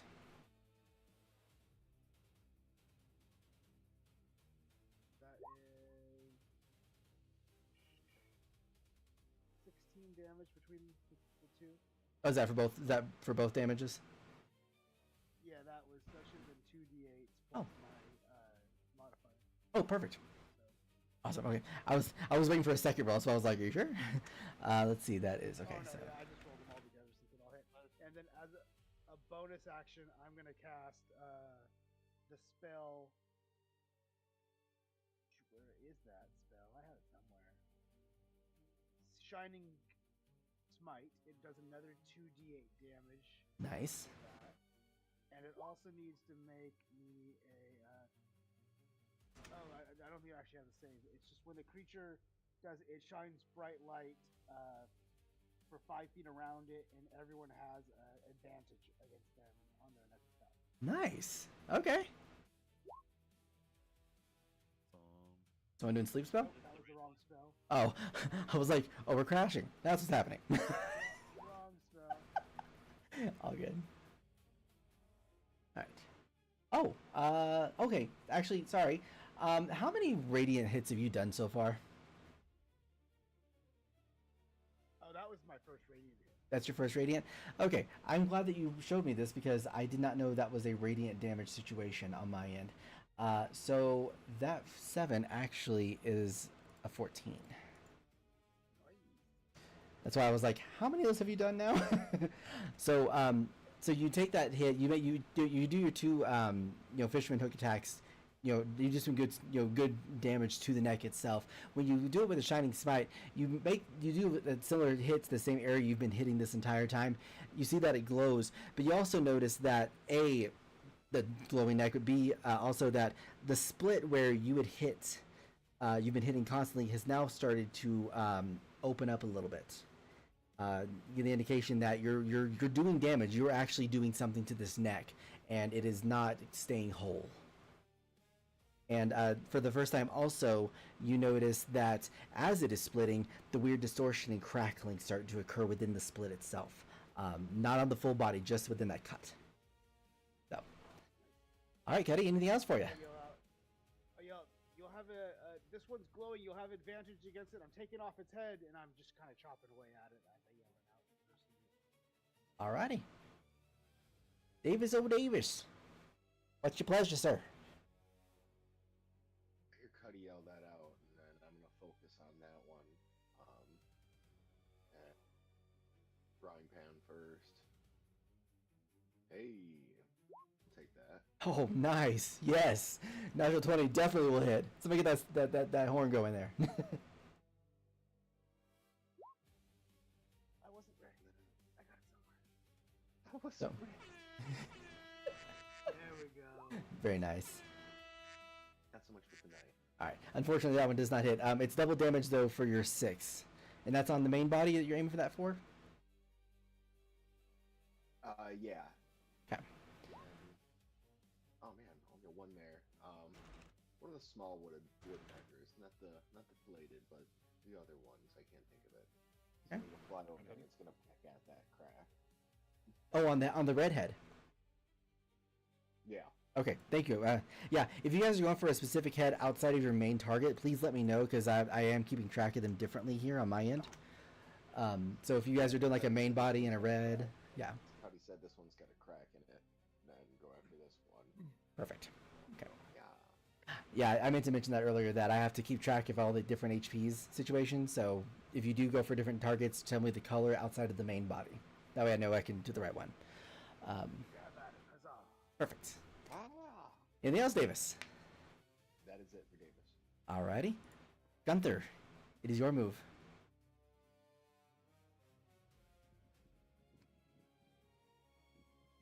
are muted.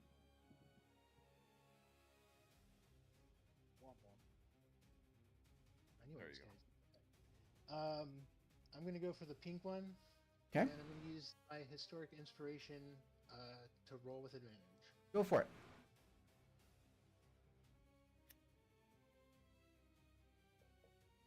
They come up over there.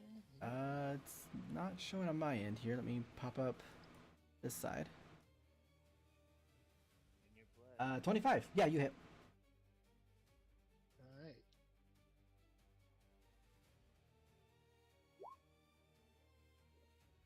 Okay. Then you're going for pink on that one. No. That is. Yeah, okay. Awesome. All right. Anything else? Second attack. Go for it. Definitely hits. Nice damage. That's a little better. That'll be the end of my turn. Awesome. All right. So we get to the false hydra's move. I need to do one roll in the background. Give me just a second. Let's see. All right. Cuddy, real quick for a brief moment, give me a perception check for me. This is to be a hearing-based perception.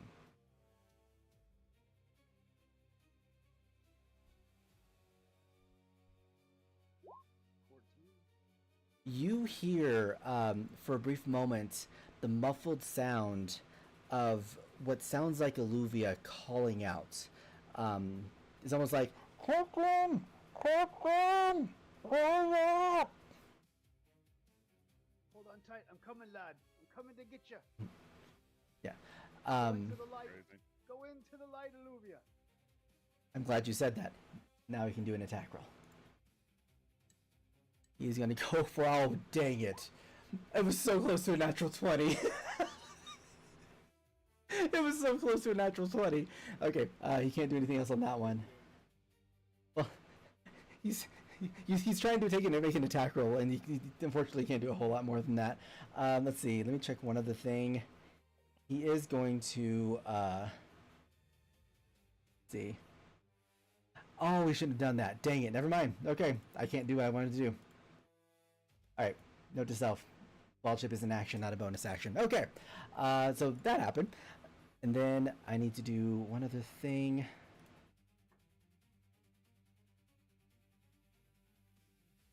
Alright, so as you guys are, as the fighting is occurring, and you see that the false hydra is kind of moving its heads around, kind of getting ready to do another attack, everyone make an Arcana check real quick for me, as you feel a shift in the air for a moment. 9, okay. 16, 6, and 12. 23. Fantastic. So you guys, one thing, y'all feel like there's a weird shift in the air, and you feel like something in the area around you guys in this immediate circle is being affected by something magically. For the people with the 9 and the 6. For the 12, 16, I'll do 12 and 16 first. You guys feel, this magic feels familiar to you. You recall earlier that when the ship, right before the ship was destroyed, and there was the conversation that was occurring, it felt like everything stopped. You feel that same Arcana shift right now at the moment. The heads are moving, but you feel that there's a shift in that area around you somewhere, and that something's going to happen here in a moment, but you don't know what. 23, Thalasso, you feel this situation, and you immediately, you instinctively look up. And you see that there is a big, like, the gear similar to what you guys have been holding for the Sending Stone. You see that gear starts to kind of fade into the air, and it's got to be the size, like, it's got to be bigger than the area that you guys are standing in. Starts to float and is rotating above you, and you hear the clicking sound, only you can hear it, of it rotating, as if it's like a clock kind of a thing. Cuddy, on your end, you feel the shift as well, but you hear something in your pocket is talking to you. Hello? And you hear, it sounds staticky at first, and then you finally hear, Oh, finally! I didn't think I was actually gonna get in touch with you guys. Everything okay? I'm the guy that was trying to help you earlier. I asked you to help me out. Oh no, everything is definitely not okay. There's a thing here with a bunch of heads, and it's got our friend. I mean, we're doing all right. We're doing pretty good, but we could use some help. All right. You have to give me a little bit, but I've got something planned that I can help you guys out with. I'll be down as soon as I can.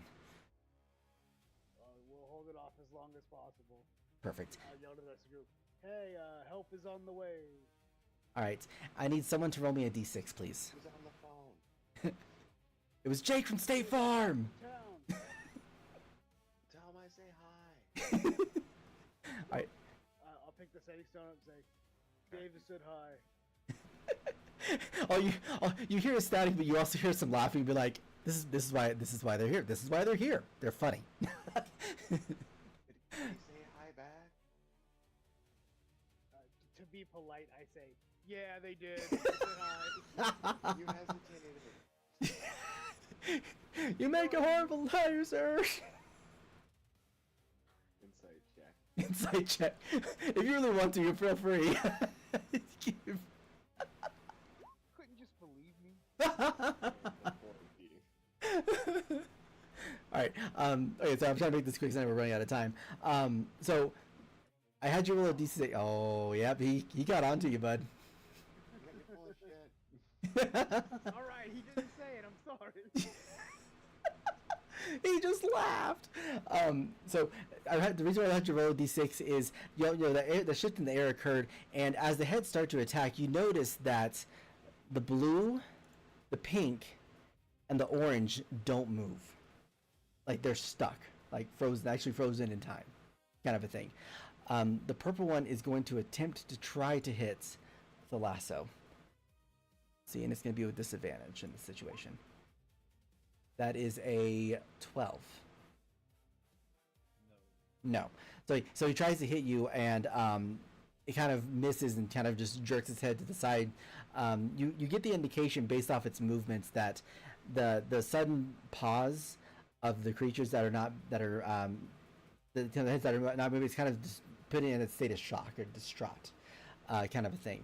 So we're gonna go for green is gonna try to hit. I rolled a d4.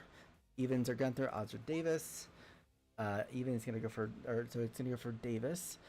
Disadvantage, 14. 14 does hit. 14 does hit. All right, so it is going to do only 11 damage as it bites into you. And once again, you feel the effect of it physically, but you feel like there's something mentally that it's doing to you as well, but you can't quite put your finger on it yet. If you decide to take a turn to use as like a bonus action to figure out what it is, you're more than free to. By no means are you required to. That goes for anybody that's been hit so far. Yep. Let's see, the red one. The red one is going to attempt to try to hit Cuddy. And this one's at a very distinct disadvantage. That is going to be a 10 to hit. Swing and miss. Perfect. So yeah, you see it try to hit you, and it hits the snow kind of nearby, and it kind of moves its head, kind of facing towards you. The sparkle of that cut is still very close by. You'll be able to still hit it easily despite the movement. But yeah, that's all that it can do for now. The lasso, it is your move. I grasp my holy symbol. In the name of Eldest, this must end now. I cast Divine Spark, Ew.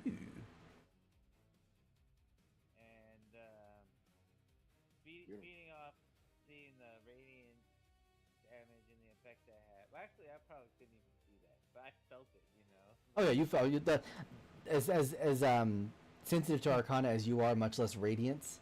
You definitely felt something reaction to it. You felt the reaction to it. Yeah. So he's gotta save. I'm like looking at the main body. Yeah. gotta make a con saving throw. Okay, let me pull up my stats real quick. Yeah, I think it's 15. Con 15. And okay, and with it being in the state that it's in, it's gonna be at a force disadvantage. That is an 11. All right. It failed. Well, You're lucky it was a natural 20 for the other one. okay,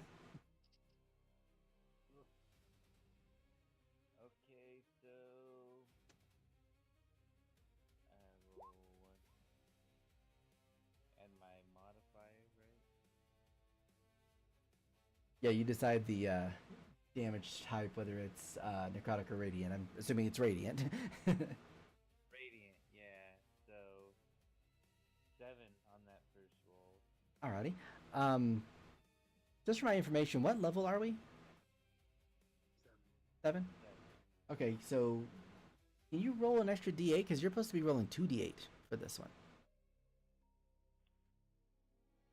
Yeah, okay. Yeah, the last line on there, you roll an additional d8 when you reach cleric level 7. So, perfect. So, 20 radiant damage. And that is on main body, or which one was it again? I'm sorry. Main body. Main body. Perfect. Main head. And I also get some other stuff because, well, with that, I think I had extra stuff. Okay. I'm gonna display it so you can see it also. Did it show up? Oh. Here undead. Oh, it's turn undead. Never mind. Okay, yeah. Unfortunately, I would love for that one to work on the situation, but I can't do that. Yeah, no, I like that other one. But yeah, no problem. I guess that's the end of my turn. Alrighty. Now, I believe is your channel divinity in action? Oh, it's an action. Okay. Yeah. Okay. Perfect. Eli, it is now your move. So standing on top of this thing, I'm going to. I think I'm just going to continue to wail on it. Center mass. Like. I Okay. don't know if I'm being smart in this or not, guys, but as far as Eli's thinking here goes, is that if you take out the main body, then the rest of the heads have to all suffer the same damage, right? Without the body, it just stops moving. Not that it's really moving. I mean, logical. I mean, yeah, unless you want to make a roll for it, we'll run with it. Yeah,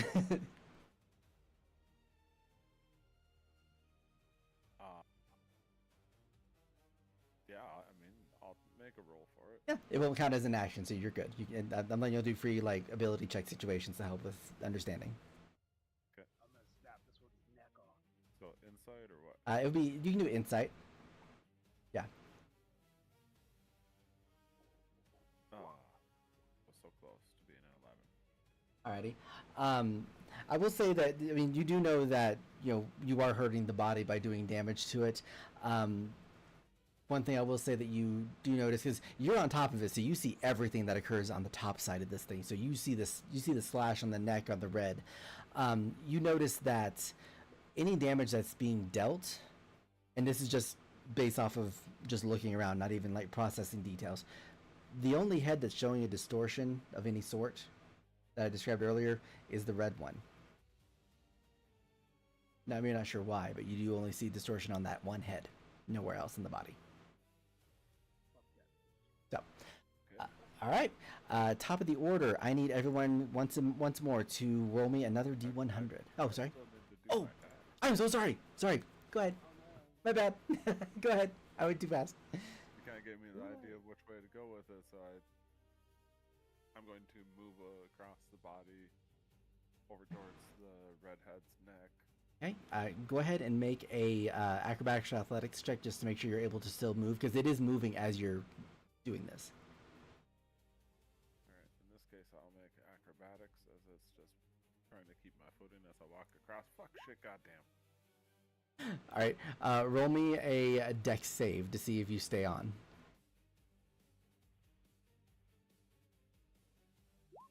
17. Yeah, you have a slight stumble, but you're able to get yourself back up and get across still. You're fine. You dumb motherfucker, I don't like that shit. and I'm going to start wailing into this dude as I get over to the right side.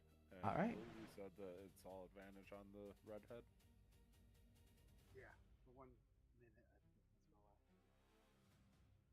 So I will be doing my unarmed strikes, and I'm going to use my flurry of blows.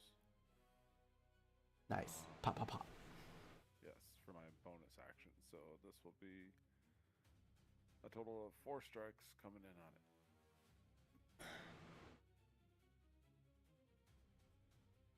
So Okay. 1 strike. Okay. 2 strikes. Nice. One is supposed to be at advantage, so let's roll that again. The other one's higher, so that's 3 strikes. Perfect. And 4 strikes. Everything hits.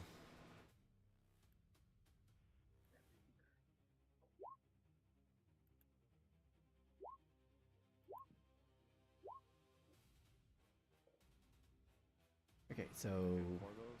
I've got 3. One more time for me.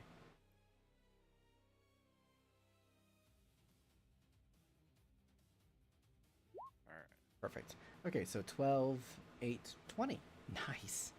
Just unload the clip on this fucking redhead. Alrighty. If I may ask, are you aiming for the cut specifically, or just aiming for the head as a whole?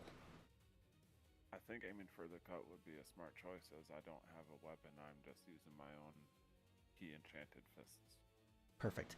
So yeah, so you go in there and you go in and you take all 4, like all 4 of your arms essentially go in and kind of just deal like 4 pop pop pop pop kind of blows, and as you do that, you break open the cuts that Cuddy had started up, and as it happens, you see the head kind of partially hangs down, and you watch as a very exhausted but still fighting Alluvia starts to slip out of the neck that it was going down. He's still partially in. It's a boy. Oh my gosh.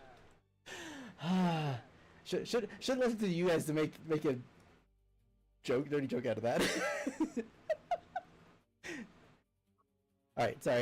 It was a lot better than anything else that I could have said. I mean, thought that was pretty. I TOS appreciate that. The rating scale changes after midnight. That's true. That's true. All right, anything else for you, Eli? No, that'll be it for me. All right, top of the order. I need to add something on my end. Bear with me just a moment while I pull up this piece. All right, so not this time. The D100 finally was actually, you know what? Go ahead and roll another D100. This will actually affect something else. I asked for the homework, didn't I? That was terrible. Damn it, teacher. Teacher's pet. Teacher's pet. Oh, okay. Okay, I like where this is going. You don't sound upset. No, I'm not upset at all. I'm not upset at all. Are you kidding me? All right. I believe that's okay. I think that's everybody that I've seen. Eddie. Also, did I miss anybody else, or did everyone roll in there? I think you got everything. They don't show names for some reason on some of the rolls. Oh, there's Davis's. I can see his at least. There we go. That was weird. Oh, you're fine. Okay. Honestly, that's still a high enough roll. So as this is occurring, I'm going to, for the lack of the moment, I don't have a token that actually shows what this character looks like. But for anybody who watches my YouTube channel, it's my VTuber avatar. Make this easier. But I'm going to bring somebody else out that fits this. So you see, we're going to go with him for now. You see him come down, lands nearby, on the ground, kind of looks up, and it's like, oh, it's a lot more hideous than I thought in person. Okay, well, let's start the easy part for me. And you see him, you see him point his finger up towards the gear, and looks up at the gear, looks at the false Hydra, and it's like, I think you're going to need a little bit more of this one. And you see him put his finger down, and you see just a rain of fireballs just start dropping. And they start hitting the different areas of where the false hydra is at. He's going to try to make a dex save on the heads, on 3 of the heads. So, disadvantage 1. That is a barely pass. 2, fail. 3, fail. So 3 of them fail. Pull this out real quick, maybe. Oh no! Don't tell me it's gonna do it that way. You going to? Don't do me like that. It's. Oh, don't mess this up. There we go. You see 40 fire damage worth of damage. Okay, so the 2 that passed are going to be purple and orange. So they only get 20. 20. Then orange is 20. Everyone else, including the main body, takes 40. Rolling on dubs. Yeah. Alright, 40 and 40, 40. Jeez Louise. Cool. So yeah, so you watch as these fireballs just start streaming, just falling down onto this thing, and he kind of looks up, he's like, oh, I played that one in advance and it actually worked. That's like the 3rd time so far. Okay, I gotta learn what I did last time. And he kind of looks down at the group, and that was his setup from earlier. He's gonna actually do his main action. He is going to find a proper one to use. He looks over at the lasso, and he's like, hey, I'm sorry, I don't know your name. Kind of trying to learn stuff as we go here, but do you have enough healing to be able to help with the group? I think you're a healer, right? Yeah. Awesome. Perfect. You see him run up, and you see him touch his hand on the false hydra, barely able to touch it because it's just barely within his height, and he is going to try to cast banishment on this thing. You make a charisma save. Oh, he critically fails. So I'm not going to move anything, but as soon as he hits the thing, you see the false hydra immediately just goes and just disappears. And he puts his hand up, he looks over, he's like, oh, okay, great. And he listens to the lasso, he's like, when you get a chance, we only have about a few seconds, so I'm going to need you to heal as many people as you can within that period of time. Sound good? I cast, let's see, Cure Wounds. Let's see, which one gives me more people? Okay, so just so you know, Cure Wounds is a touch spell, so if you want everyone to gather, you can let them know to gather, and then you can do Cure Wounds. It is a 1-to-1 spell situation, though, so you have, I'm trying to think if there's... No, Mass Healing Word, is that it? That's the one. That does a bunch of healing to everybody. Yeah. Yeah. I'll go ahead and cast that. Okay. Does everyone want to roll their own? I'll take whatever you roll. Yeah, because they don't know your modifier. You can just do one of them for all of them if that makes it easier for you. Okay. Magic.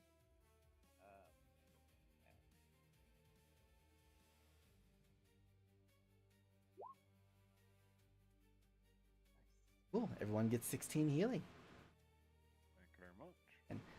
And for the sake of the situation, I'm not going to include Illuvia in that. I'm not putting him as an active player in this one necessarily just yet.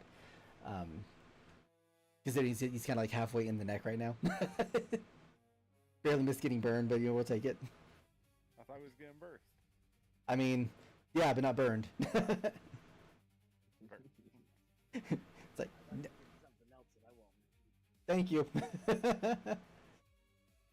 Okay. I think he went pretty far in there, you know. It might have been deep in the throat. Oh my gosh, stop. Stop. Stop. Oh my gosh. Okay.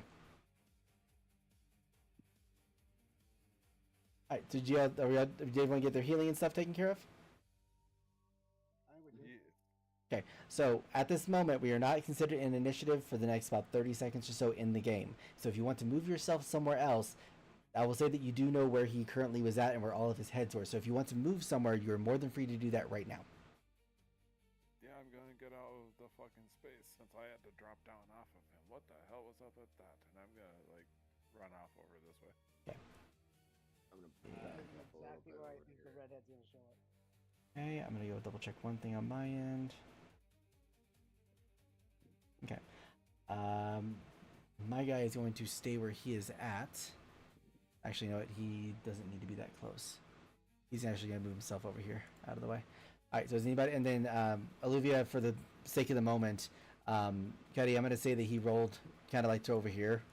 He's not moving. He's not hurting. He's just there. That works. If we're good with that.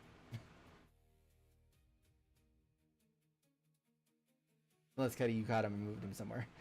Alluvia moved over to there? Yeah, Olivia, like, he fell out from when the banishment occurred, and so he kind of rolled off the edge and kind of rolled to the edge of this part of the mountain. He didn't get hurt or anything. He's just exhausted and is there. We're leaving him there as incapacitated, but not dead. No death saving throws, nothing like that. Is the head still attached to the Hydra? As of right now, there's nothing of the Hydra showing because he got banished for the moment. But when it shows up, It will be there. Yeah. Oh yeah. Yeah, it's like kind of hanging off of like loose skin. That's the best way to describe it. It's kind of gross. All right, so is everyone in the position they want to be in? Yep. Okay, Cuddy, you're okay that you're right on top of on top of Red's head. Absolutely. Perfect. Okay, cool. So that being said, after a moment, you see the swirl kind of just come back up again, and you see it's back over there, and you see it looking around. It's like, where was I at? Oh well, I'm still hungry. Cuddy, it is now your move. I'm gonna grab the redhead where its neck is almost ripped off. I'm gonna hold on to it, and Okay. then I'm gonna run and jump off the cliff as far as I can with the head in tow to try to either rip the head off or pull the body with me, whichever happens first. Okay, let's do a strength check because keep in mind this thing is considered a what is it considered? Is it a large creature? Not a large creature. It's considered a huge creature. Oh man. Let me try the strength on my end and just maybe because he might do. Could this be athletic? Ooh, I mean I can give you athletics. Go ahead and try athletics. That's fine. I'll give it to you. It doesn't help at all. Yeah, I was like he's got a +5 on his strength. It's 24. I'll just kind of jump off and hold on to the head, and I'll just kind of be dangling from Okay. back on head over the edge of the cliff now, I guess. Okay. Well, let me do one other roll because I did the roll for the body as if you were going to pull the whole entire thing down. Let me do it for the head because it's going to be a disadvantage. How does an 11 sound? You can, if you want to do your athletics roll, you can still do that. Sure, I'll take it.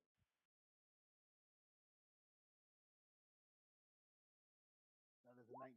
Oh yeah, you're perfectly fine. So yeah, basically the reason why I had to do that is because it's down to 1 HP. That head is. So you jump down, you hold on to it, and as you hold on to it, you think that you're gonna dangle, and instead the head breaks off and you land down here. I'm not gonna have you take any damage for it because it's only a 5-foot drop, but you do notice that as you're holding the head, not only is it writhing and yelling, but it's like crackling and distorting, and it starts to fade away in your hands. And you do see that there's now an open part of the neck that's showing the same distortion. Alright, got the son of a bitch. All right, that is one down. Nice job. All right, anything else for you? No, that would be it. All right, do this real quick. I will say, for the purpose of HP count stuff, the pink head is now you're starting to see where the burn marks are at. There is also more that distortion and crackling static. It's starting to occur on the burn spots on its body from when that attack occurred. Davis, it is now your turn. Davis is gonna try shooting at it with his short bow and switch it up a little bit. Okay. He's gonna keep aiming for that little crack that was forming on, what was it, he's gonna aim right for the trunk. Sorry, yeah, say Red is dead. Sorry, Red is no longer there anymore. Okay. That's right. Yep, I stopped myself mid sentence. Oh There you yeah. go. I didn't mark it or move it, so it's on me. There we go. Center mass here into the trunk. That definitely will hit. 30, 20. Not much for damage, That's okay. but it's gonna need to make a strength saving throw again. Okay. It's going to be a little bit less now due to what's going on. Oh, that is going to be a 13. Nice. It does not pass, so it moves. Let's see here. What was it that? It was. Let's see here. Just a large flock of albatross now. It's bigger than a turkey. That comes plowing into it and moves it 15 feet. Oh, jeez. Away from me, off the cliff. All right. So it's gonna take some fall damage too. 2, 3. I believe it's, was it a D10 per 10 feet? Or D6? Let's see. No, it's just if it the entire. Let's see here. Gathered swarm. Let's see if I can just share it here. Oh. But it has to make a. Oh, that's a lot. Strength saving throw. DC 14, or be moved by the swarm up to 15 feet horizontally in a direction of your choice. Okay. And then at 11th level, it also knocks the creature prone. Oh, perfect. So, yeah, so it did fail. So what's the D6 was the, it wasn't the 3. What was the damage for the attack on this? Let's see your damage for the attack. Where was my short bow? 3 piercing. 3 piercing? Okay. I'm doing another 3 on here then. Okay, and then I'm gonna roll. Jeez. Let me roll a D6 for the damage. That is not what I meant to do, but it's still 6. We'll take it.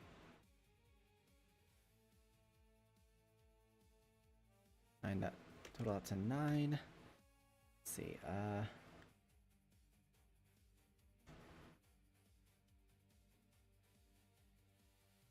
Okay. Right. You do notice that when you push it out, it does fall. The heads don't fall with it necessarily, but they do kind of. You do see like a kind of like a whiplash effect occur from the impact of the main body falling. High ground, bitch. Alrighty. Anything else for you? Nope, that's it. Alrighty. Gunther, it's now your turn. And you said the pink one's looking pretty bad. Pink one is looking really bad. Yeah, it's got. You see that there are distortion where the burn marks are at. You start seeing those distortion stuff that was described earlier from the redhead. Okay. Then I'm just going to step forward and I'm going to try to attack them again. Okay, go for it. 17. That definitely will hit. 7 points of damage. All right. And then just the second attack. Okay. Jeez. 25. Absolutely.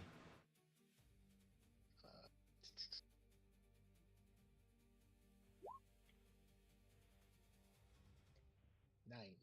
Perfect. So yeah, you're able to do some flashes. You see that once again the cuts that kind of like was described from Cuddy's redhead situation. You see the multiple cuts that you've been making to it are starting to now grow a little bit from the damage that's accumulated. It's looking pretty bad. And once again, more distortion and static coming from where the cuts are at instead of blood. All right. Anything else for us? No. Okay. That's all I got. All right. False Hydra is going to try to move. He is going to attempt to try to get up and move himself at least over a little bit because he does not like the angle he is on. So let's do check his athletics. Or actually, it's going to be a strength more so probably. Let's see. Oh, yeah. No. If he gets this, I'll be surprised. Nope. So you see him try to get up and he's not able to move himself up at all. He's going to try to attempt to move blue, pink, and orange were the ones that were frozen last time. So he's going to try to move blue over. He is going to be able to move blue now. Blue is going to move himself right here between the two of you. Purple is going to move down to me. Pink is gonna try to move. You can't do. You can only do one at a time. So those two are still.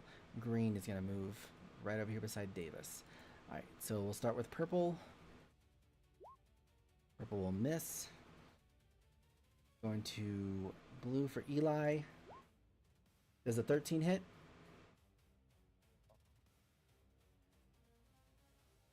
No, it does not. Does not. Okay. I'm trying to make this quick, guys. I promise. My gosh, what? Wow, my rolls just went downhill fast. Davis takes no damage either. Jeez, nobody took any damage during that entire thing. Holy crash, man. All right, that is it for that one. Thalasso, your move. Now I will wield my whole symbol and call for turn undead this time, which is any I can see Okay. or within 30 feet. 5, 10, 15, 20, 25, 30, which includes the blue and purple. Nice. We'll have to be a con 15 saving throw, I believe. Okay, let's see what we can do for the Or con. maybe wisdom. Wisdom. Oh, wisdom. Yeah, sorry.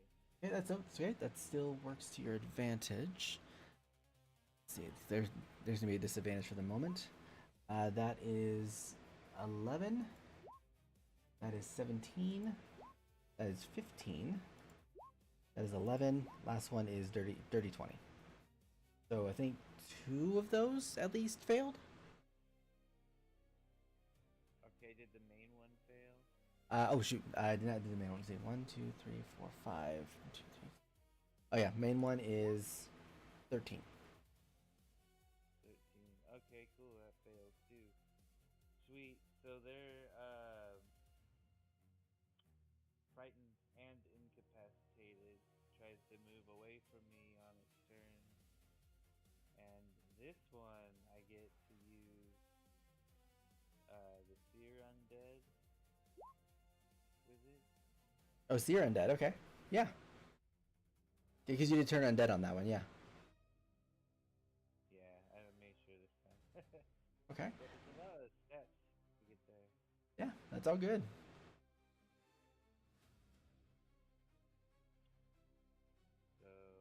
So Sorry. that's okay. No, you're good.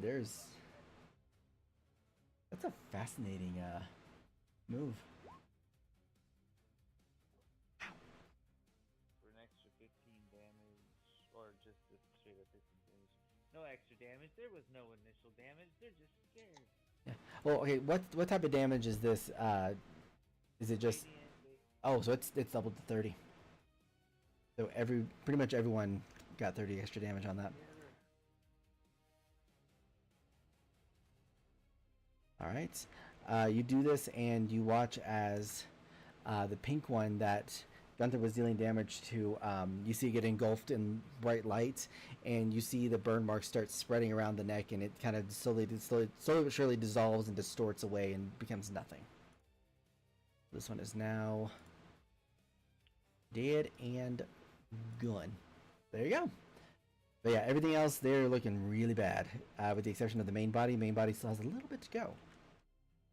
Alright, I'm just gonna position myself over here to back it up against the wall. And I'm holding my holy symbol. All right. Holding it a bit. All right. Anything else for you? That's it. Thank you very much. You're very welcome. Eli, your move. All right. Then yeah, after this, I think I'm gonna have to dip out. Okay. So I'm just going to unload some attacks on. Believe the blue head is the one closest to me. Okay. Yeah. And Blow away. okay. And honestly, I can finish up the rest of this verbally, because we pretty much the main thing you've done is what's taken care of. So. All right. 24 will definitely hit. 22 will definitely hit. That will definitely hit. And 17 will definitely hit.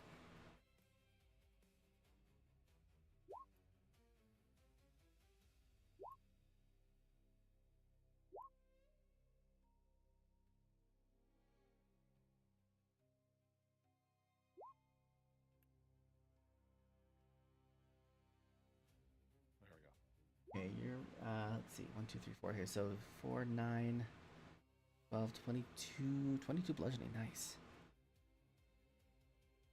All right. That last unarmed strike, you can add a 1+1d4 because you're still blessed Oh, that's right. The blessing's still going. Forgot about that. 10 rounds. That's exactly what you needed. Yep. So, yeah. So you did actually the exact amount that needed to be done. So perfect. Nice job. Punch, and then astral arms just go in and fucking like clap together, and with the blessing just smash the head or the blue head right there. Perfect. Alrighty. So yeah, what I will do, just for the purpose of time, because we are over our time now, and I do apologize. This took a lot longer than it should have. I'm going to explain how the end of this works out, because you guys, like I said, the main part of it is done. So as you guys get to the top of this turn, the heads start to kind of get together to try to get ready to do another counterattack piece. When you see, he goes by a different name in this situation here. You see Gilleron move the gear over and down, and you watch as the gear get closer to the body, and you see a pillar of light appear around it, and it starts to enclose it and starts shrinking it down. And as you do that, you do see one last figure that pops in for just a brief moment. I'm going to move this over to token layers so you guys can see it. And you see that it is the same one that took Alluvia at the very beginning. And you see it kind of get distorted, and you watch as Maestro comes into the place where the false Hydra is at. You see him basically touch the head of the evil version of himself, and you watch as it fizzles away, and as a result, you see the monster fizzle away as well. And at that moment, we are now out of initiative. If y'all want to, I can DM the rest of you guys the end of the story of what occurs, as well as the stuff that's going to come at the end, because there is some in-game stuff that occurs for the purpose of MIA campaign. But I can do that for you guys tomorrow over DMs. Yeah, that works. Okay, so I know it's way over time, and I do apologize. That went crazy over, but I wanted to at least get through this because this is like the biggest part of it. Right. So, but yeah, congratulations! You guys have survived a false Hydra. Woo! That was a lot more fun than I thought it would be. So scary. Yeah, that's why I like this guy. You never know what'll happen. And if I will leave it up to you, Jake, if you want them to level up to the next level because of this fight, because this fight was this is supposed to be a near deadly fight, and it was. I will consider, since everybody already just leveled up, so I'm not sure just yet. Yeah, that's what I said. It's at your discretion, but I will leave you guys with the rest of it tomorrow. Alrighty. So I'm gonna go ahead and I'm gonna see mine going. So I'm gonna explain some stuff on my stream, but I'm gonna go and jump off from here for you guys. But I will talk to you guys next week. Sounds good. Thanks for listening. Absolutely. Thank y'all. Playing, everybody. Bye, everybody. Have a good night. Yep, and thank y'all for letting me DM. Hi. Thanks for having us. All right. Peace out, guys. Okay, so for people on my stream end, I'm gonna make this real quick because I know there's not a whole lot more time. And hello, William McDougal, welcome to the stream. So basically, the end of the fight occurs. Afterwards, the spirits of the people in the village, essentially they were lingering regrets whose memories of their loved ones or significant others were taken by the false Hydra. They are restored. The memories and the people come back. They're all able to move on, and then there are specific books that have memories for each of the characters, with the exception of Delasso and Gunther. And I'm going to send in their memory pieces later on, and I will leave it up to Jake if he wants me to do the description of those later on.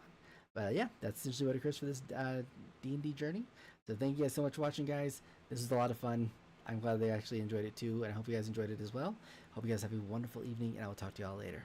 Bye, everyone.